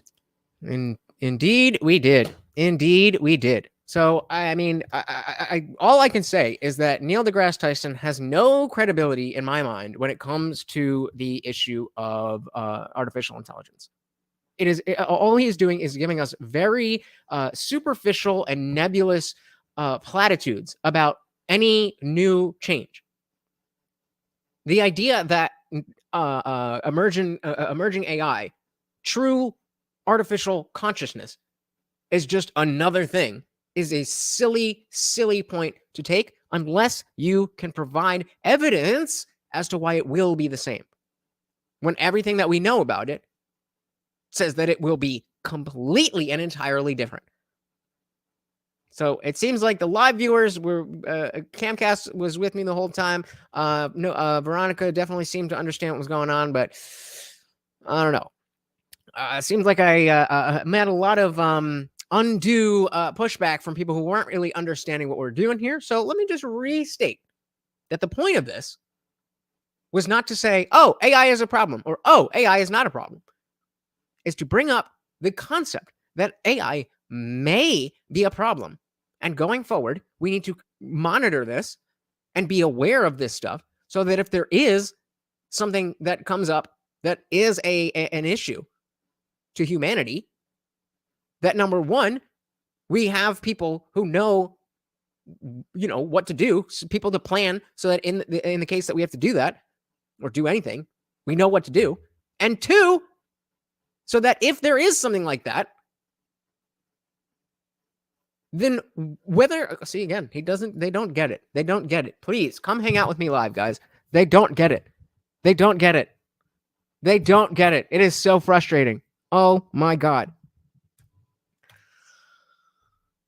It is something we need to pay attention to.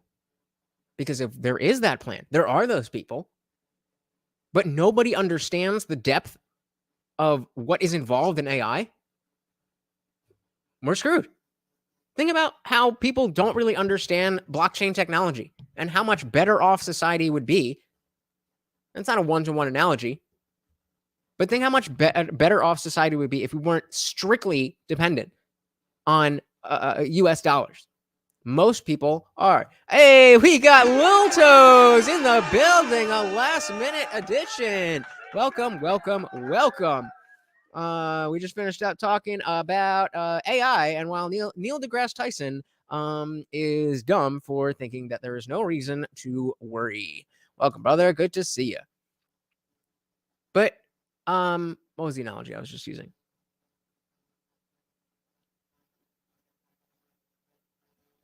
I completely forgot. What did I just say? Somebody in the comments. I know you're barely listening to me. There was an analogy. I don't know. But the point is, if we have here's a better analogy. Let's say, just off the top of my head, that let's say there was a sickness, a virus, will you, that goes around the whole world. Now, there are good ways to react to that, and there are bad ways to react to that, or rather better ways and worse ways to react to that. If people don't understand how viruses and the solutions to those viruses work, then you can get people to shut down the world for 3 years. So yes, as I have been saying, as we have all been saying, AI is your future, like it or not. Given that fact, we should be prepared for that future. And we cannot be prepared for that future without talking about it before we get there. What do you guys think about AI? Are you worried about it? How well do you understand it? Do you use ChatGPT? Do you use Bing AI? All that kind of stuff. I haven't really dug too much into Bing, but I definitely use ChatGPT all the time. I don't think that this is necessarily something that is, right around the corner, but I mean, in terms of humanity, it certainly is. Is it, is it coming tomorrow? I don't think so. But the next 5 to 10 years, who knows? That's how long it's been, brother. That's how long it's been. Welcome back. Welcome back. I want to thank all of you who have been here and not been annoying. And I especially want to thank our good friend, the Camcast, for sponsoring this stream. Of course, the highest donation of any stream becomes the sponsor. So thank you so much, Camcast. Very much appreciated. And before we go, I just want to really highlight. Aside from highlighting how much I appreciate all of you guys, and how much I appreciate anybody who's willing to part with their hard-earned money. I mean, yeah, shout out to the Camcast. On the other side, there's really things that people who call themselves Christians will do that blows my mind. And if you think that lying like this is what God wants, what Jesus wants, what the Bible wants, I certainly don't want to be a part of your group. Now, I imagine that many of you do not feel this way.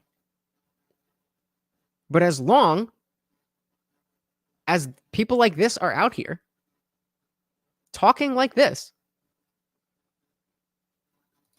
then you're going to continue to push people into the arms of the leftists. I don't know what else to tell you guys. This is who is representing you. You know that the loudest voices, or the craziest voices, are the loudest. Hey, we got Kelly Green. Everybody's here late. Where are you guys? Come on, 8 p.m. Eastern. You guys know what it is. I'm just kidding. Welcome to the party, brother. Oh, you don't even know. But if that's what, Christianity is going, if that's how Christianity is going to be represented, then what do you expect? So it's your job as a Christian who is a better Christian than this guy to make sure that your message is stronger than people like that. Or just let the leftists win. I don't know. I don't know what else to tell you. I hope that was, I talk about it a lot, but to be able to see it in real time, it's really sad. It's really sad. But hey, if it was annoying to you, show up to the live show, and that way I can ignore him and talk to you guys. Thank you so much for everybody who has been here. Again, shout out to the Camcast, sponsor of the stream. Head on over to Discord for the after show if you like.